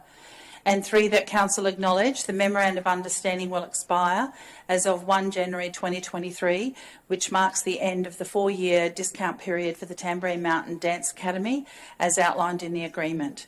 And 4, that Council note the owner of the Tamborine Mountain Dance Academy has been notified via a letter of the date of expiry for the memorandum of understanding, and that a new venue hire fees for the Vonda Youngman Community Centre will be in accordance with the 2020-2023 Scenic Room Regional Council Register of Fees and Charges. Just to clarify, it's 2022-2023. You just went 2020. So just to clarify that point. Thank you, Mayor. That is correct. 2022 to 2023. Thank you. Move, Councillor McConnell. Any questions further? Any discussion, councillors? Seek a seconder. Councillor West, thank you. Councillor McConnell, you wish to speak? Yeah, I will speak on this one. I think it's a great arrangement, and I congratulate the previous term of council for coming up with or agreeing to a 4-year transition. It would have been hard to transition in 1 year or in one hit, and I think it's allowed the Tamborine Mountain Dance Academy to ratify their business plan to be able to be sustainable for those on the mountain. So well done to everyone. Thank you, Councillor. Anyone wishing to speak against? Anyone seeking leave to speak additionally? No, put the motion. Those in favour?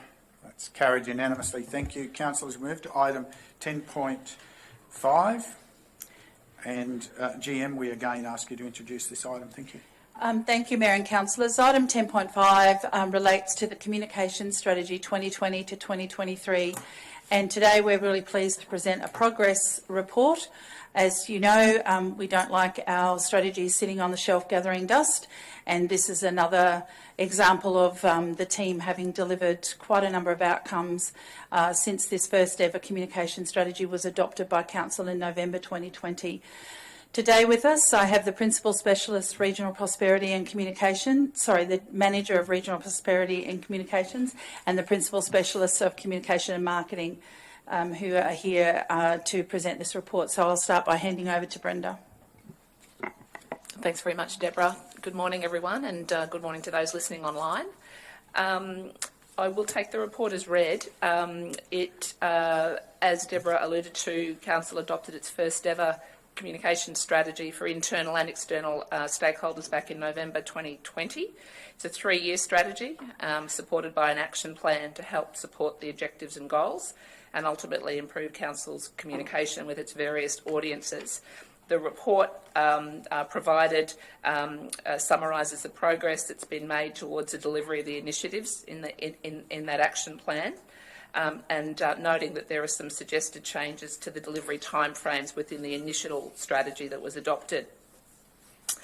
The 3-year strategy has 7 key sub-strategies, each with specific initiatives to provide Council with clear direction to support improved communication with its audiences. Was developed based on feedback from the community and input from across the organisation and councillors. As you would be aware, a graphically designed version was published on our website as a transparent mechanism of informing the community of the changes that we would be implementing in this space. And this report summarises progress made over the period November 2020 to the end of October 2022. I would like to say that there have been some challenges in regard to the implementation of the strategy, chiefly balancing proactive communication with reactive response to community issues and disasters, including bushfires, localised flooding and, of course, COVID-19. The team has also had a high degree of turnover in key roles, resulting in some resourcing constraints and a high level of unforeseen demand not accounted for in the strategy. In hindsight, many of the deliverables within the strategy's action plan were given very tight deadlines and probably not sufficient acknowledgement that there was a lot of foundation work to be achieved in the first instance before we could knock off all of the actions that were in the action plan.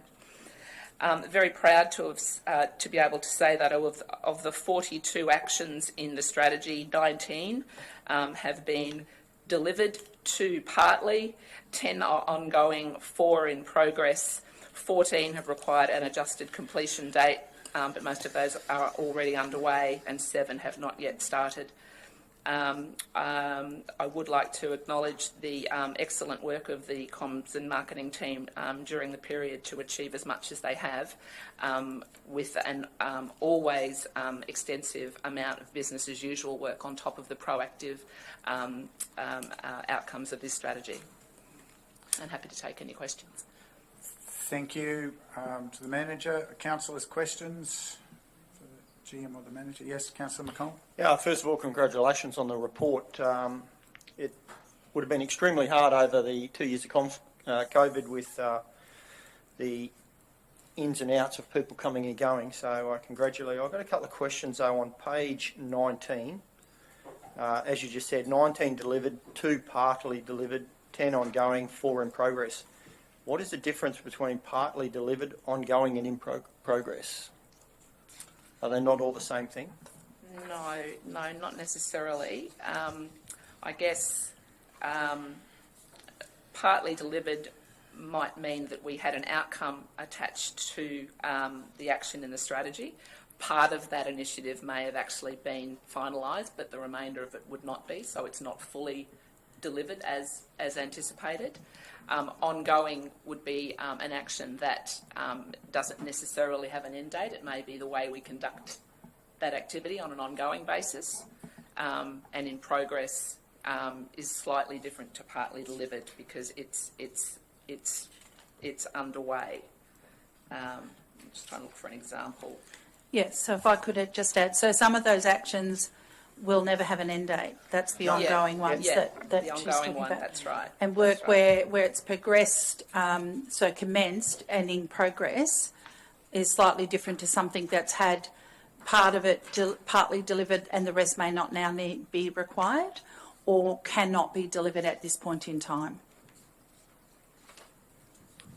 Thank you. Further questions? Well, I can only ask the question once. So, next one is same page 19, in relation to the budget. I notice on the first paragraph, Council allocated $70,000 in the 1920 operational budget, which was adjusted to $45,000. But then paragraph 3 talks about an annual budget of $82,600. That $45,000 was carried over and transitioned, but now we're up to $82,600. Thank you for your question, Councillor. So the $70,000 allocation was to deliver the development of the communication strategy and the engagement framework. And as the report says there, we adjusted it to $45,000 because the costs that were quoted by the specialist who assisted the team with that was under the required budgeted $70,000. The ongoing operational plan that you've referred to in the third paragraph, excuse me, that's the ongoing budget that the communications team has for the implementation of the communication strategy over its life, so year on year. So that's their operational budget for the delivery of the strategy. The two figures are not associated. So the 45 was for the delivery of the communication strategy engagement framework. Yes. That's right. And then the 82 is an annual budget. That's yes. the operational budget. To enhance the communications strategy. To deliver the functions. To deliver or implementation? Both. Okay. It's the funds that this team has to deliver their function. Yep. And in doing so, that plus the implementation of the strategy. Okay. Next one, thank you. Page 25 of the agenda, or 4 of your communication strategy. The second line, provide training for employees in writing in plain English. In progress, the second dot point talks about the projects will be delivered concurrently. Is there 2 projects within that initiative, or is there only one? So I'm just trying to find the tie. It's concurrently refers to the writing style guide. So it's about the writing and the training for the writing in plain English being one project. The one to be done concurrently is the writing style guide to go with that. So the one above it? Correct. Okay. So I've just got to scroll through my... there it is. Probably to the CEO on this one, page 37 or 16 of your strategy. Second row, review and refresh current internal newsletters and bulletins. Partially delivered. KPIs for CEO messages have been exceeded as at 31 November. Would the CEO be able to give us some feedback on those KPIs? Thanks for the question, Councillor McConnell. It's probably something that I'd hand over to the General Manager, Customer and Regional Prosperity, in that the communication team manages the delivery of those CEO comms, so I'm happy for them to talk about those targets. Thank you, Caroline. Thank you, Councillor. Those KPIs are reported on quarterly. There's been targets that have been set in the operational plan, and what the team has identified is as at 31 October of this year, we've exceeded that KPI that's sitting within the operational plan. Do we have it? Can you give us an idea what KPIs we're talking about? The KPI there is the KPI for CEO messages in the bulletin that goes out to staff. The number of communications that the CEO has, and number of engagements that the CEO has with internal stakeholders. I think we set a minimum of 1 per month, so 12 per year, and we've exceeded those. Thank you. There's an awful lot going on. So, further questions, other councillors? Councillor Enright, did you? Yes, I do have, Mayor. Just going back to page 28 of the agenda, and the topic is work with the media. My question is, how has the centralised marketing resource enabled stronger working relationships with media outlets to better inform residents? That'd be for whoever. Yeah, thank you. Thank you for the question, Councillor. The centralised marketing resource has given the team greater foresight when planning comms initiatives that promote council services. It's provided our team with the ability to work closely with our media partners to schedule marketing and comms activations in advance. It's also allowed for greater alignment of our target market with our media partners' core demographics, which has led to the ability to have some greater diversification in the marketing materials and messaging that we're employing. And that level of intel, I guess, has allowed us to streamline our content to better connect with our residents and audiences. Great work. Thank you. Further questions, Councillor Enright? Page 40 is my next question.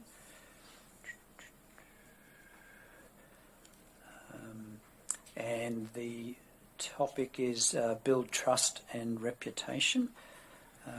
How has the Get the Facts page been used to good effect to deliver community updates? Thank you again for the question. The Get the Facts page is utilised to offer greater transparency and better inform residents on a range of topics. It further demonstrates our commitment to being an open and responsive government, and it aims to help the community understand the real story behind issues that may be impacting our region. It's been used to support many initiatives, including Council's ongoing flood restoration program, the Tamborine Mountain plebiscite, Q&As for road repair works, and more recently to provide context around misleading information within a petition in the community. Thank you. And last one on page 42. The topic is develop a community engagement framework. With the establishment of the Let's Talk Scenic Rim Community Engagement Hub earlier this year, what level of activity and what learnings have been gained in these early stages? Thank you, Councillor. I'll take that question. The digital tool Let's Talk Scenic Rim, as you know, went live in February of this year. And while we all acknowledge that there's been a slow start to some of the participation and registrations, we have over the last 30 days seen also an increase, and we're seeing a lot more interest from the community in using Let's Talk Scenic Rim. And this report today is based around a point in time in October. Pardon me, in October we had about 568 registrations, but with activity just in this last month, the registrations as at today are 621. So that's about 54% of the target of the registrations that we aimed for in this 12-month period, so it is tracking well.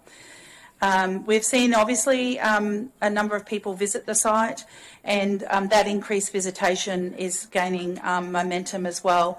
In fact, we had just almost 1,500 site visits just in October alone.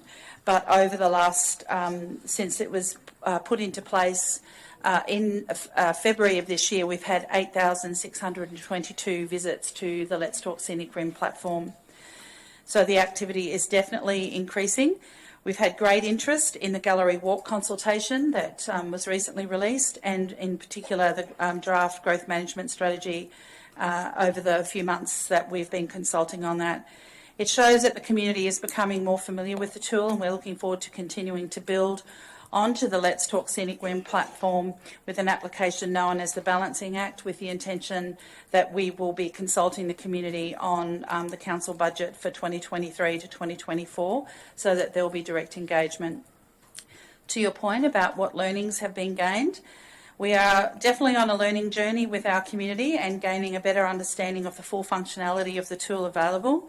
We've appointed our new community engagement officer. I'm pleased to advise that Natika Dendal started with us in mid-October, who is currently undertaking training in the use of the system and helping the team plan for upcoming consultations. The increased participation within the system validates the community seem to really want to engage on more issues that Council is regularly posting, and we're planning to advise the community on how they can get involved in the activities around the 2023-2024 budget in the near future. As you know, from the beginning when we first released this, we have maintained still paper-based copies and are providing both surveys and information through our libraries and our customer contact centres for those people who do not have access to Let's Talk Scenic Rim directly on their own device. But it's also a great learning, the number of people that are accessing training through the library to assist them to register for Let's Talk Scenic Rim and then enable the staff to walk them through the really easy to use platform that it is. Thank you, General Manager. That's great. Thank you. Councillor Chalk. Yeah, on the same page, in the same box there, it's described here as the community's front door to decision making. Can you just elaborate whose decision making that refers to? Is it staff or is it in this chamber? I think in the context of how that is written, are you referring to the Let's Talk Scenic Rim? Sorry, just which item were you talking about on page 40? In the third box there, establish a community engagement hub, bang the table. It's described to be a community's front door to decision making, so I'm just wondering the exact sort of interpretation of that statement. Yes, so what that's intended to imply is the community's input into council's decision making. Rightio, and it follows on my next question. What's a statistically relevant level of engagement using this platform that can be relied upon? Is that being established? Margie, would you like to talk about statistical relevance in terms of, are you talking in terms of surveys? Yes. Yeah. So statistical relevance, there is a formula that we try to aspire to make sure that we do get statistical relevance. In saying that, that is particularly just for surveys. In saying that, as we know, we didn't reach that level in our first survey, but we're determined as we grow with Let's Talk and the community becomes more au fait with how to use it and the relevance of it, that we will get that statistical relevance. And also, you know, part of that is how many people are engaging with the different projects on the platform itself, and with the balancing app coming live in the next few months, we're hoping to again. We're not only trying to, with this platform, we're not only trying to just have a community consultation but we're trying to inform the community also about what's going on. And we will be growing in the next 6 months substantially what we provide on that platform and how we provide it and communicate with our community. Sorry, if I may, through the chair, just add to that. Yes, yes, see you.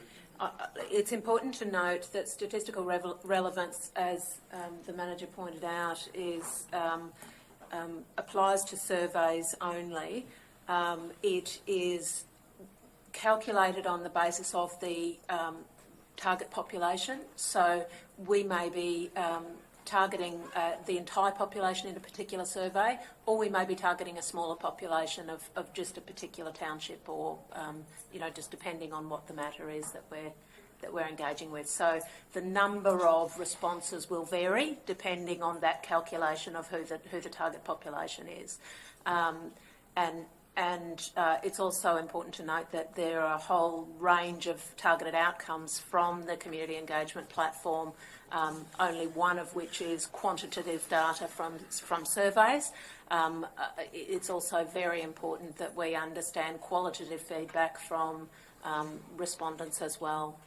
So the value of that feedback can't be underestimated.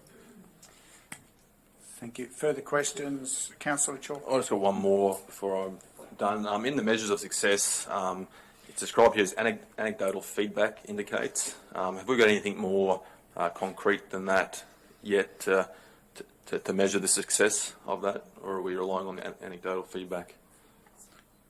Sorry, can I just ask for a page reference, Councillor? Still on 42. 42, in thank the you. third box down across under measures of success. Can't see where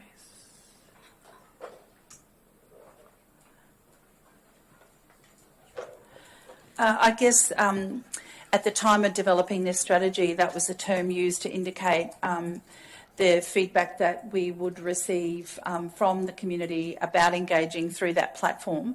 I think what's proven now is just the depth and breadth of actual feedback that we're receiving, and councillors are aware that each time a project is consulted through Let's Talk Scenic Rim, the officers are reporting back full reports with the details of who engaged, how often, how long they were on the site, how many responses we've received, and we also are then taking that actual feedback and collating that and providing that back. So this is probably a term used at the time before we had implemented Let's Talk Scenic Rim.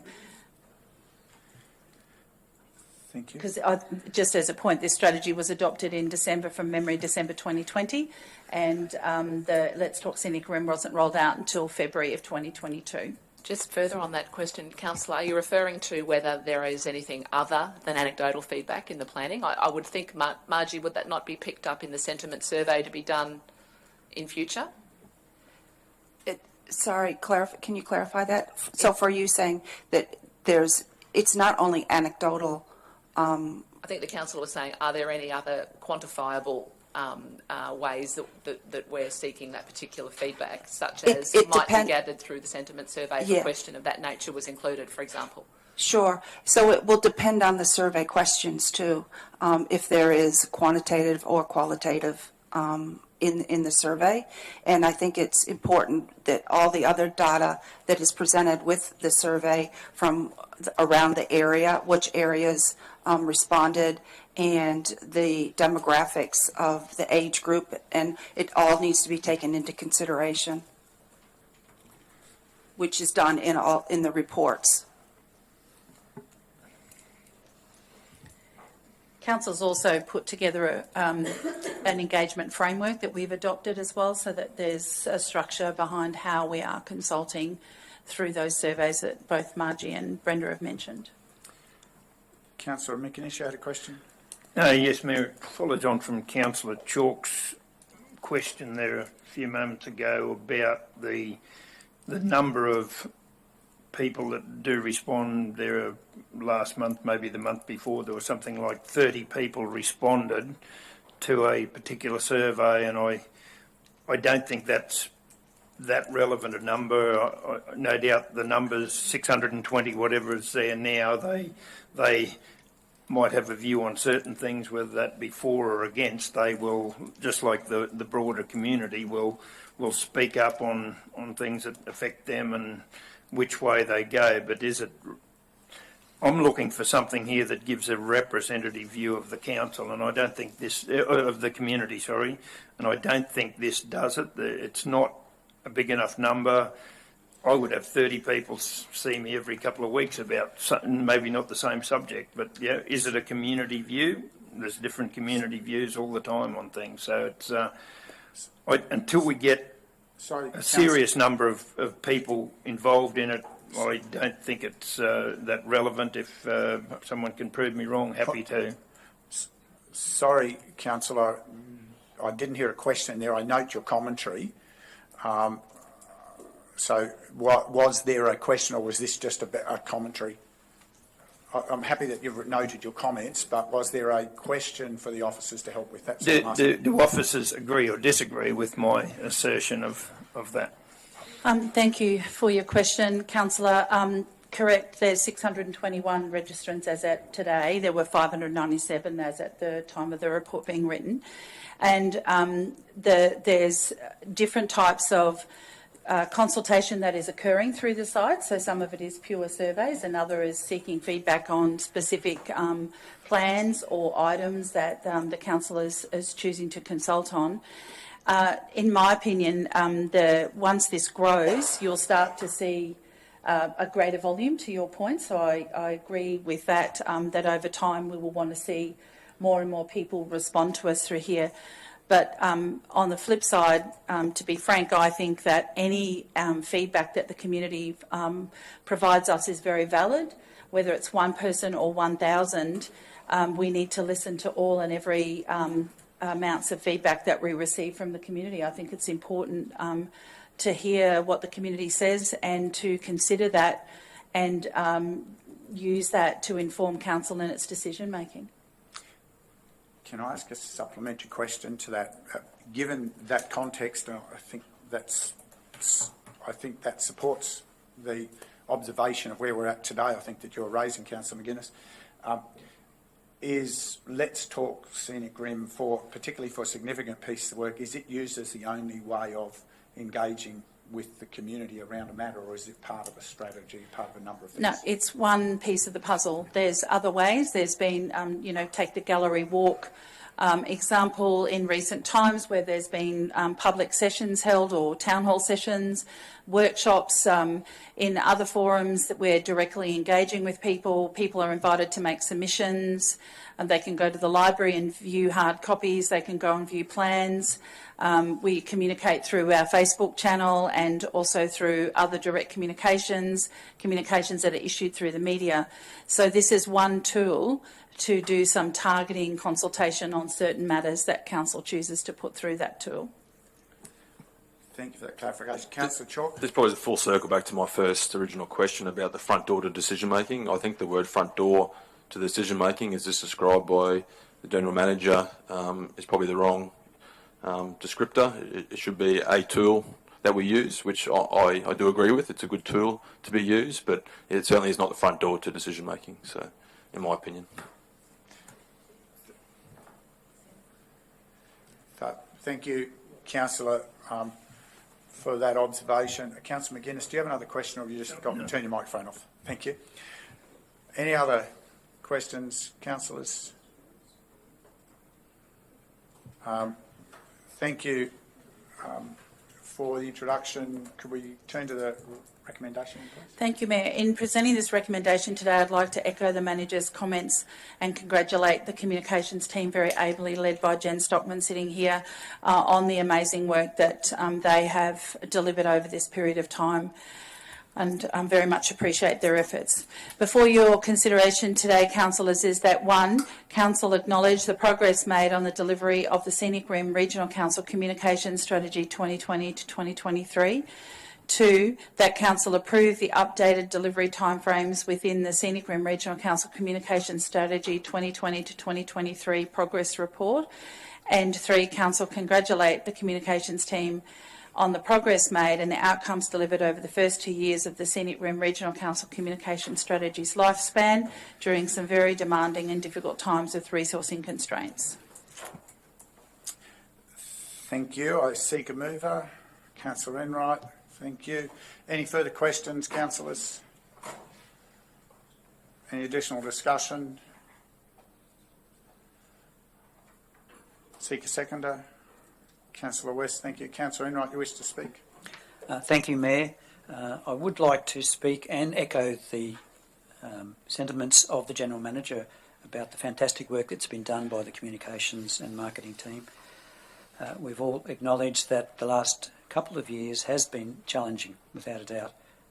But I think what has been proven is that there are so many dedicated people who are there working at the coalface, engaging with our community to put out the fantastic work that is being done in delivering services and programs for our community. Of note, I really would like to recognise the proactive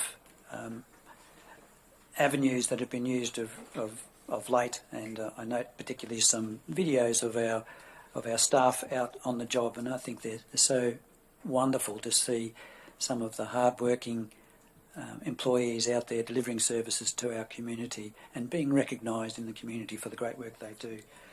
It provides a very positive vision of what it is that hundreds of our staff do every day in delivering services to our community. So congratulations on that delivery of that service, and congratulations to all our staff who deliver so fantastic projects and programs right throughout the region for our community.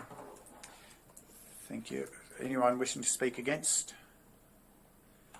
Anyone seeking leave to speak additionally?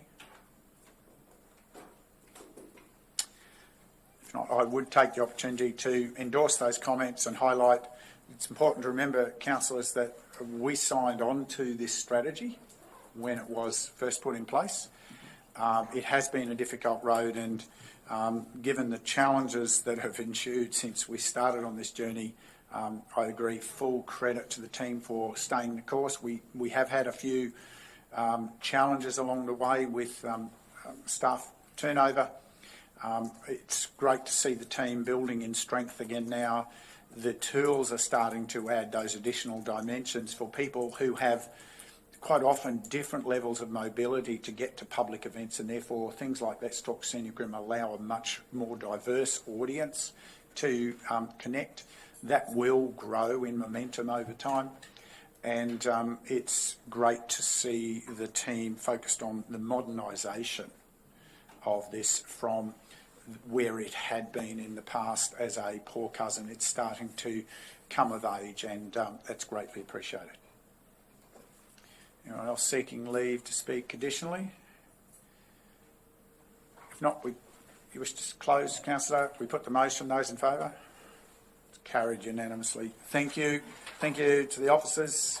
Thank you to the GM. I note that the GM Custom Regional Prosperity has to depart as previously advised, and one of her team members will be stepping in as an acting capacity. Thank you, Manager. We're open to item 10.6 of today's agenda, and I hand to the GM Asset and Environmental Sustainability to introduce this item. Thank you, Mayor, councillors, executive, staff, gallery, both in the chambers and online. Item 10.6 deals with an update of the Infrastructure Capital Works program delivery for the 2022-2023 financial year. I'll take the report as being read, but I'll also highlight a couple of comments within the report. You will notice that as we progress, we've certainly updated the attachment to this report to aid with the ease of looking at those specific projects that at that point in time may require additional consideration. So we've colour-coded those that are on track or complete in green, and if there are any concerns with three different, either it be cost, program or scope investigations in yellow, and if there's a reason for the project to be deferred in red. Also, I must say that the last quarter we've not had as much interruption due to wet weather. However, we still have seen some wet weather events that have impacted our ability to continue to deliver. I will also mention that when I'm comparing that to some fairly wet quarters prior to that, I must, within that, say we also are seeing the continued impacts of COVID-19, and I was told more recently this week we had one depot that had 15 staff absent, not necessarily due to COVID, but for other illnesses as well, which certainly creates another issue with regard to getting the job done, especially coupled with our current vacancy rate within a number of positions within council. And with COVID-19 also, there's certainly some major supply chain issues, as well as rising costs. I've included some source data within the report around some of those costs that certainly impact elements of the activities that we deliver. Also within the report, there's some commentary around the Desert Enterprise Precinct and the ongoing issues with regard to the cost to finalise that project. as well as some highlight around the deferment of a section of the Kerry Road project. So the reality of it is that with the rising costs related to the aforementioned reasoning, I've certainly, it's been put forward by the team to actually defer one section that was previously identified within this budget to be able to continue to finish the already started works on Kerry Road.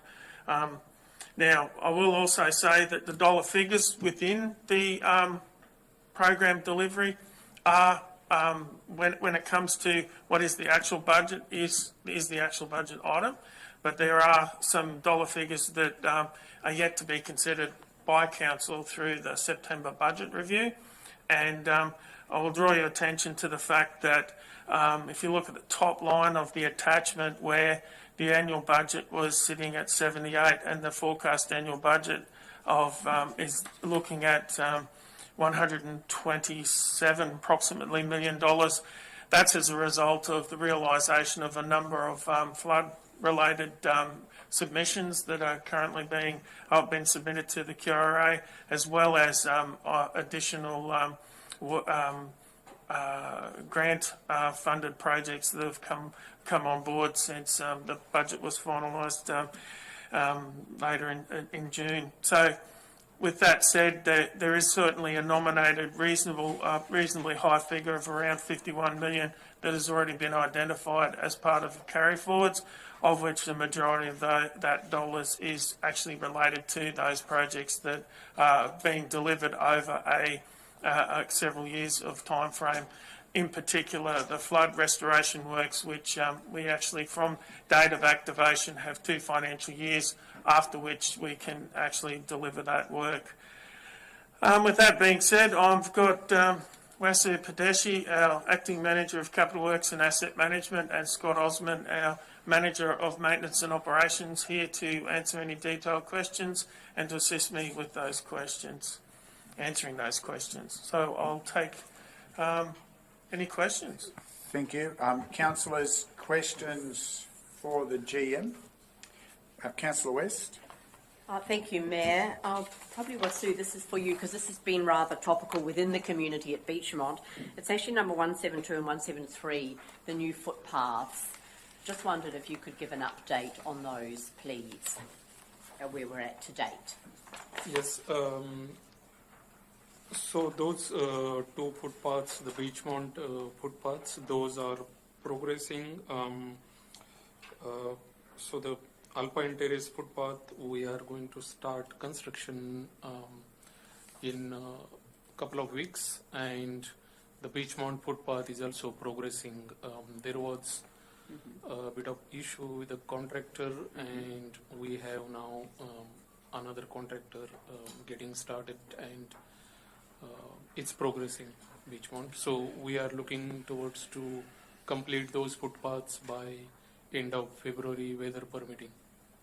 That's great. Thank you very much. I do understand it's a local contractor that you have on board now too, which is very positive for the community. Yes, that's correct, Councillor. Thanks. Thank you.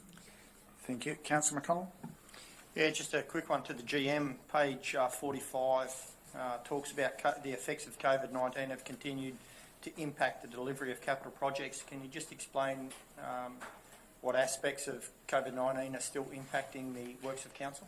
Until recently, Council had the position that if you were diagnosed or feeling ill as a result of either symptoms for COVID-19, that you isolate or self-isolate, and to help not infect others within the workforce. We've certainly looked at what the ways in which that does impact our ability to deliver, and we certainly, as mentioned earlier in my discussions, whether it be COVID-19 or other illnesses, we had one depot that had 15 staff away on Monday. So what that means is that we then resort to delivering those items that have to be delivered on that day, which may mean that some of our construction crews may have to be not operational on that day to ensure that we've got enough crew, enough staff, either patching potholes or other activities that we consider to be of higher importance on that particular timeline. I think the acting CEO would like to add to that as well. Yeah, thanks for that, Chris. Certainly support Chris's comments. I think probably more broadly than the direct impacts of COVID-19 are the indirect impacts that we're seeing from the market.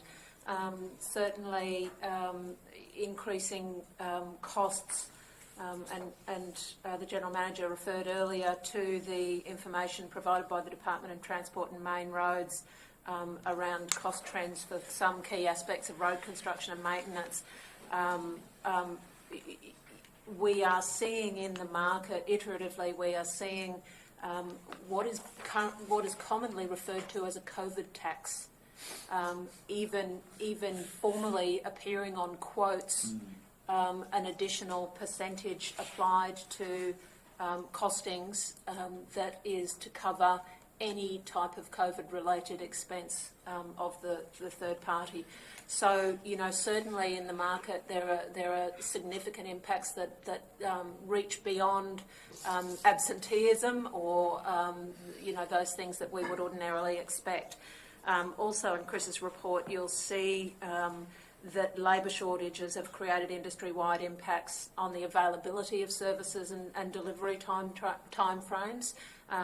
Not only for externally contracted services, but also for materials. So, where materials are, manufacturing has been impacted, we're seeing significantly increased delivery timeframes. So I think that the impacts of COVID have been very broad, very far-reaching, and appear not to be coming to an end anytime soon. Thank you. Considering those comments by yourself and the CEO, how confident are you that we're going to be able to get through the whole capital works program in this financial year, given a lot of these deliveries are on track? So there are a number of items that listed, and that was at the time of preparation, which was towards the end of September. Some of those projects are still really in the preliminary stage of being reviewed. I have certainly verbal feedback from a number of staff that are saying that even if we, and I take your point with that, I think you'll see an increase in yellow on this sheet when we come to the realisation of getting further progress on the delivery of those projects.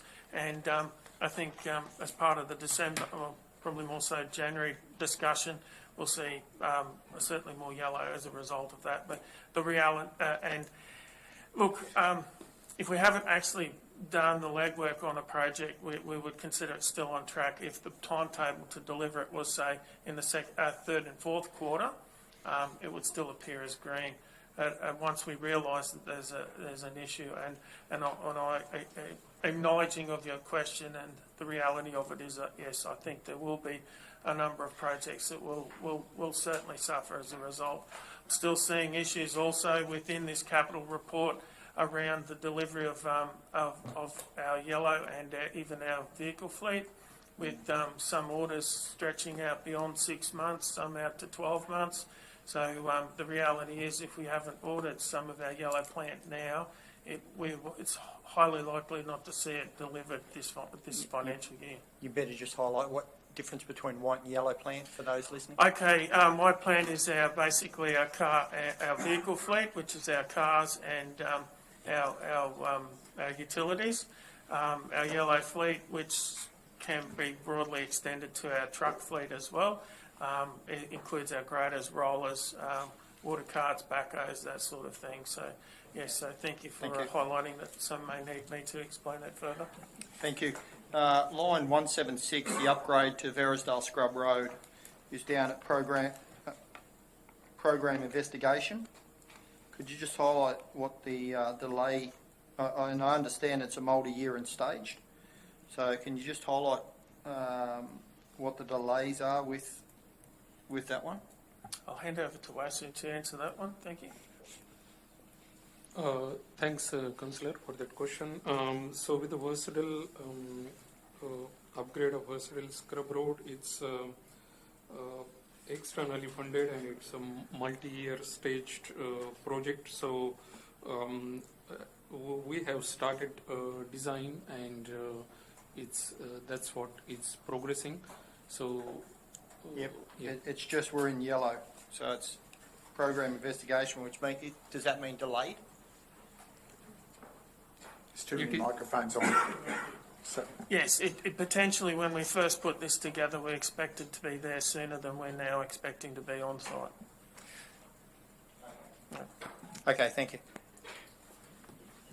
so Jim, I've listened to this conversation a few times. So can I try and summarise and ask if what I'm interpreting is correct?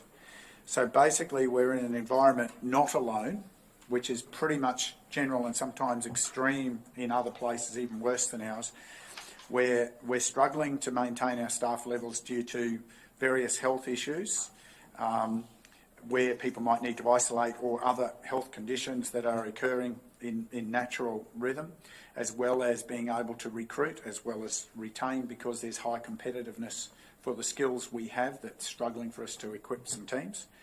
We're struggling for resource availability, price and lead time as one of those COVID flow-ons, that there's significant shortages and significant lead times that we aren't used to seeing for materials, which is causing a lot of pressure.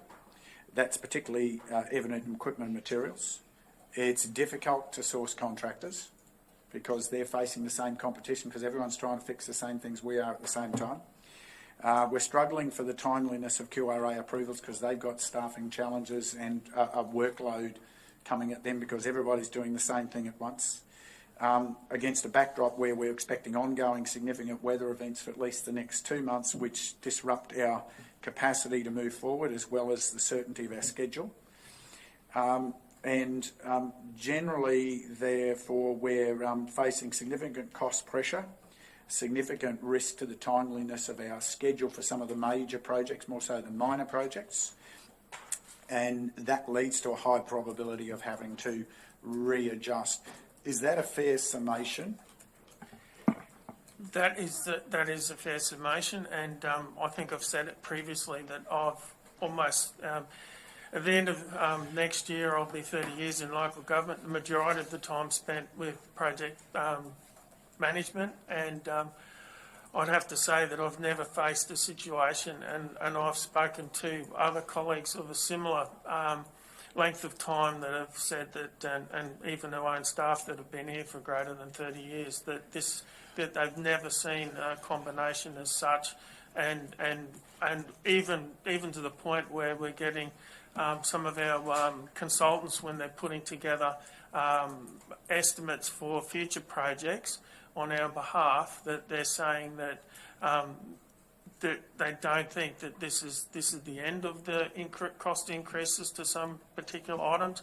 We're seeing, and one in particular being bridge replacements in concrete bridges, where we potentially could see even a doubling of the pricing we're seeing now, and what we're seeing now is up to 6 times what we would have seen 5 years ago. So the reality of it is that certainly what I see is that there will be a need for us, as from our works point of view and our project delivery point of view, to bring forward additional information.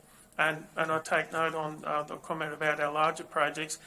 It even goes right through to our smaller projects with some of our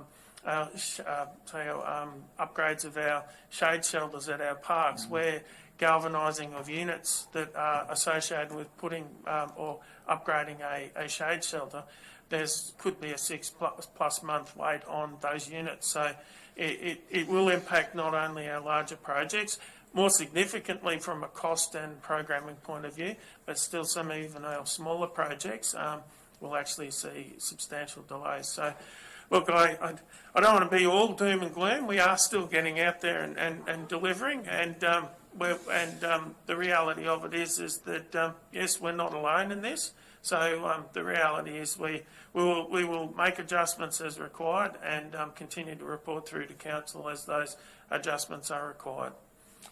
Thank you. Further questions? Councillor Enright. Thank you, Mayor. If I can ask a question, but if I may just make a comment about the report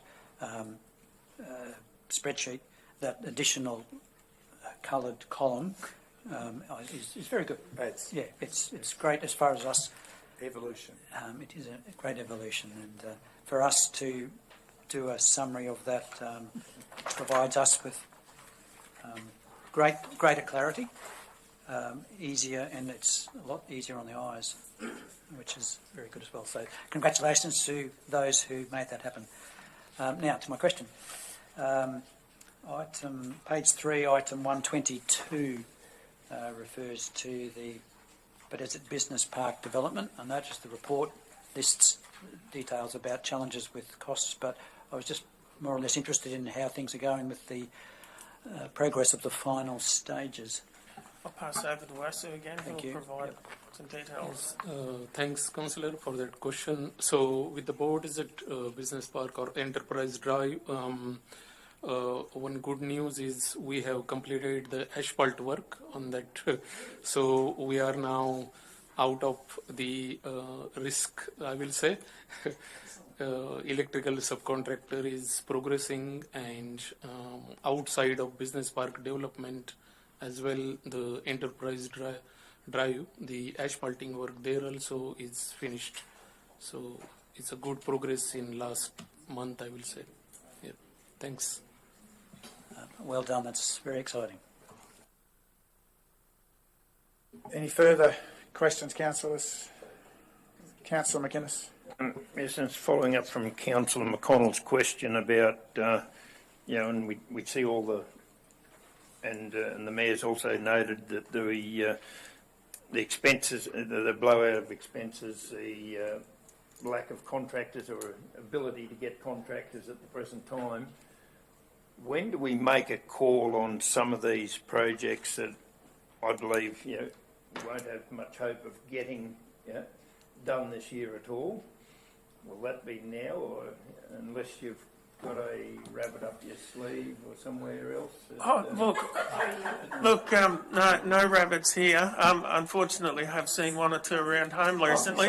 Just don't mention that. Just a point of clarification. Given Councillor McGuinness sits on the rabbit board, I'm quite sure there are no rabbits of significant proportions to concern about. Yes, they'd only be dead ones if there were. Yeah, okay. I'll talk later. Look, it's a very good question, and I've spoken with the team.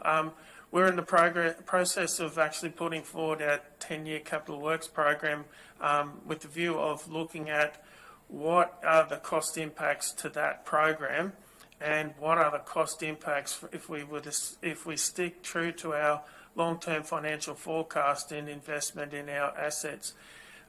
So the reality of that is that coupling the discussion around those projects we can't deliver this year, and you already see one within the report where we've actually utilising dollars that were allocated to Kerry Road for a separate section to fund those sections that had already substantially started. What other likely projects, and it could be, for instance, and I'm not going to say this is exactly those projects, but I'd say it as one that may be a case. If we find that we can't get galvanising units for our shade structures within our parks, that may be one we have to then push forward. But understanding in doing so, there's additional costs. So I think the time for council to be starting to get the information to then be able to make a decision is around leading into the early December is when we want to put the 10-year capital works program for you to have a look at for planning purposes. So that and with the decision of council in January, February on that 10-year capital works program, which I think we'll need to take it. Well, which at this stage we'll have to take into consideration the cost impacts for the projects that have already been committed to in this financial year. So, in answer to your question, we're already starting to work on the information required to allow council to make an informed decision, and that information will flow through over the coming months with position potentially February, March, in my view. That's the length of time we'll need to get a position I believe to be appropriate. Thank you for that clarification. I think Councillor McGuinness crystallises what's in all of our minds about that conversation and the timeliness of it to ensure we're also not causing unrealistic expectations for the workforce under the current situation. So we have that honest, transparent discussion in our planning process. Would be probably part of that conversation. Councillor McGuinness, do you have another question? Right, thank you. Councillor Enright, do you have another question? Just some feedback, if I may, from the community and but is it Narang Road footpath, which is part of the Principal Cycle Network program, 50% funded by Department of Transport or TMR. The feedback from the community is it is really, really good. Provides a safe and accessible connection between Division 3 and Division 4, or Bradford Estate and Bethesda Town. So well done to the team to deliver that fantastic bit of infrastructure. Thank you. Councillor West. Sorry, I was going to mention a little bit of that as well, but thank you, Councillor Enright. But just to say, also at night now, when you drive into Beaudesert, you can see how safe it is for people to walk home from town to the estate. It's certainly 100 times better than it ever was. So it's a great project and great entry statement to the town as well. Yep. Councillor McConnell, did you have another question? No. If there are no other questions, might move to the recommendation. Thank you, Mayor. The recommendation for item 10.6 is that Council note the overview of the delivery of the 2022-2023 Infrastructure Capital Works Program. Seek a mover. Councillor McGuinness. Further discussion, further questions, further discussion. I think as a point of discussion, from my point of view, councillors, clearly these are abnormally extreme conditions. We're hearing it on the news for a whole range of sectors. We're not immune from that. We're under increasing pressure from people from other councils who recognise the quality of our talent, poaching them away from us. We need to continue to provide good support to our existing staff who are applying themselves diligently to the challenges at hand, and we should be mindful of that. And yes, we should be also preparing our openness to the community that, given the uncertainty of still the next few months of what that'll add to the challenges and potentially further damage if we continue to see La Nina impacts, that will have impacts on our scheduled. When we set a schedule to start a year, we do it before the start of the budget year. It is expected that, given the conditions we've had, there will be variations to that. That will affect the timing of what we had hoped to deliver, and we need to have that conversation moving forward in as timely a manner as we can, so that we're giving that good understanding to community. Any other discussion? If not, I seek a seconder. Councillor West. Councillor McGuinness, you wish to speak? Yeah, only to congratulate staff, and there is plenty of challenges ahead, and good luck in the future with it. But it's, there are some big questions have to be asked down the track. Thank you. Thank you. Anyone wishing to speak against? Anyone seeking leave to speak additionally? If not, we put the motion. Those in favour? Carried unanimously. Thank you indeed, GM, and to your staff. Please pass that feedback to the team, that we understand the challenges, we're supportive, and we really do appreciate the efforts they're putting in. I do have a procedural motion now that we've finished that one, Mr Mayor. Thank you, Councillor McConnell. What I'll do is I'll read the motion out first, and then we can talk about it, because we do have an outstanding matter from today's meeting. So under section 27 of the standing orders, that the CEO write to the Minister and request a review of item 10.1, suspected conflicts of interest against all councillors, and a report be brought back to Council.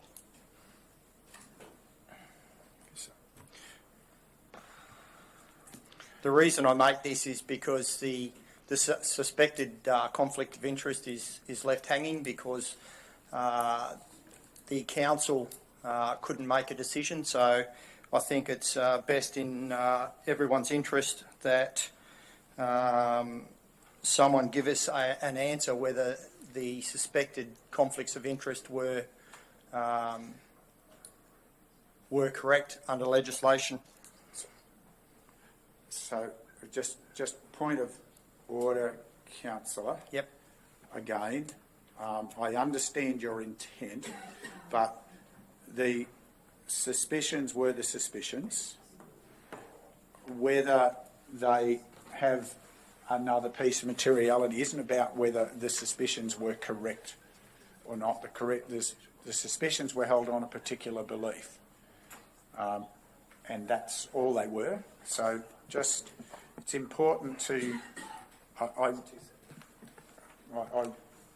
just So, seek guidance from quick question. governance. Quick question from governance. Conflicts of interest are resolved through council? That's correct. Where there's availability to determine so. However, when there are no, as in the case this morning, when there were no what we spoke about the provisions earlier, that allows under 150 EV, I think EU, yep, to refer them to seek notice around participation. So we do need an answer though. It's been suspected, but we haven't been able to answer it in this chamber. So through Chair, just trying to see clarity, not to confuse the two matters. So one's matter relating to the conflicts of interest, and the other matter relates to the notice of motion matter. I'm only after the conflicts of interest. We've already resolved through the legislation, through the Act, and it is what it is. But we do have an outstanding suspected conflicts of interest that still is sitting out there. We don't know whether those conflicts of interest are actually correct or not. They're only suspected. So they weren't declared. They weren't prescribed or declared. They were just suspected. I believe declarable. So they were suspected, declarable, all conflicts. So it's not a review of item 10.1. No, it's the... Councillor, I don't believe... It's not a review. I said request a review of item 10.1, suspected conflicts of interest. Okay. So I actually think the correct wording is a review of suspected conflicts of interest in relation to... That's why I was trying to separate those. Happy with that change? Yeah. Because just for consideration that and just to ensure that we have the appropriate wording in the resolution is 150 EV is the Minister's approval for councillor to participate or be present to decide a matter. So that is by written notice given to a councillor, so upon review, to approve the councillor participating in deciding a matter in a meeting, including being present while the matter is discussed and voted on. So the matter no longer exists. No. So this is determining. That's why I didn't go back into the item, because we've already decided that. So it's only the review. And 150 EV follows on from 150 EU.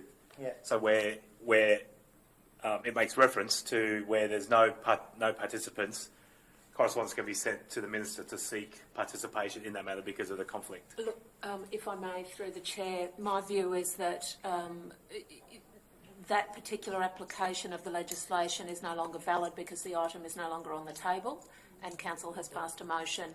So, however, there is nothing preventing me from reaching out to the department for the department's assessment or the Minister's assessment of those perceived suspected conflicts of interest and to ask for their views on those suspected conflict of interest. It is different to referring to them for a decision on the matter, because a decision on the matter is no longer required. I never asked for a decision. No, I just need a review on the conflicts of interest, not on 10.1. No, I mean even a decision on the conflict of interest. We can get their feedback on the suspected conflicts of interest, absolutely, but because the matter is no longer on the table, we wouldn't be reviewing, we wouldn't be referring to them a decision on the conflicts of interest because there's no relating matter on the table. Does that make sense? Yeah, it does, but however, it's a bit murky. It's very murky. There is nothing preventing There's us. still a suspected conflicts of interest that need to be resolved. We can't just leave them hanging. Councillor, if there's no matter, there's no basis for it. So an educative response, I think, is what the CEO is saying, but there's no formal impact of that because there's no remaining matter. But we can seek advice, yes, councillor, we can seek advice, given the circumstances, on whether a conflict exists. Thank you. Well, I think it's a good idea. This does set a precedent, and let's hope this doesn't keep on by anyone in this room, that we keep doing this. Is this the second time? Don't know. Careful, councillor. I'm just asking a question. I just asked a simple question, Mr. No, Chairman. I don't care who. Yeah. I'm not any of us to do that. Yeah. We can do that, but it's without an opinion being there. I think we're on a lot stronger ground. And it also might prompt the department that there may need to be a review of the Act to have a look at this, where this happens. I will just remind councillors of the obligation for all councillors to review the conflict of interest provisions and to identify where a suspected conflict of interest exists. It is up to each councillor to make that determination in their own right. Do they have a view that a reasonable suspicion that conflict, and only that individual councillor can determine whether that is a reasonable suspicion.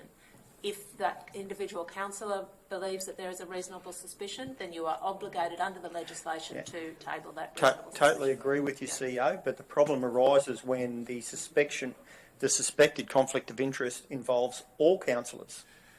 That way, no one can decide, no one can speak about it. Once the suspected conflict is raised against all councillors, no one can talk about it. So and there are that's provisions what I'm under asking the for. legislation to allow for that situation, councillor.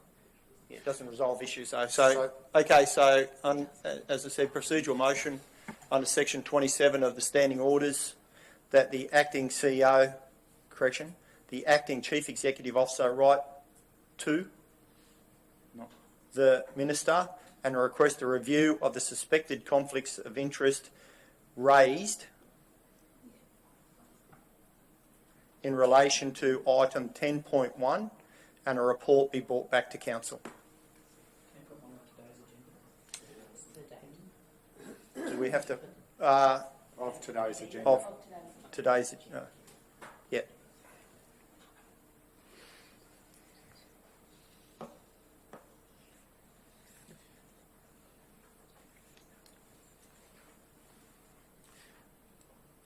Any questions for Councillor McConnell?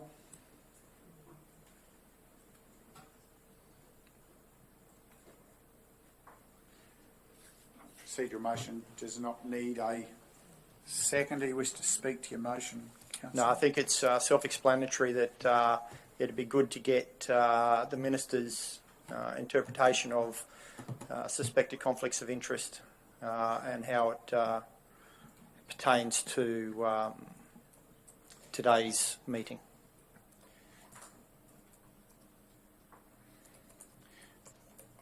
I will speak against the motion, just from the point of view that it's important to recognise, whilst some don't like what they interpret, the reality is the legislation's quite specific. The legislation has particular accountabilities and positive obligations on councillors where they have reasonable suspicion and can identify that. And the conflicts are in the context of both the individual, the situation, and the specific matter that they're being considered in. And that should always be respected at the table, and that in putting this forward should not be seen as trying to create some platform for criticising other than to understand and improve our awareness of the proper process. Anyone else wishing to speak? Yeah, I'll speak for this motion. It's quite important. I think we'll get these answers. I probably intend to write to the minister myself around the same lines. So we need answers, and this motion seeks to get some of them. So I'll support this motion. Anyone else wishing to speak against? Seeking leave to speak additionally? Put the motion. So you wish to close, Councillor? Yeah, of course I wish to close, Mr Mayor, because it's important that when suspected conflicts of interest are raised, that they are resolved. To leave it out there that we all had it's now out there that we had a conflict and it's only suspected. So it's important that we close off this matter to ensure that, although it's in the legislation and the Act, that the appropriate and respected processes are followed. So I think it's important that we are open and transparent and that all matters are closed off, especially our conflicts of interest that keep creeping up into everyday meetings. Those for? Motion's carried unanimously. Thank you. Councillors, that brings us to the close of today's agenda. Thank you to those who've listened with us in the gallery. Thank you to those who've stayed with us in the gallery. Thank you to the officers who diligently prepared and presented reports. And at 12:30, I declare the meeting closed.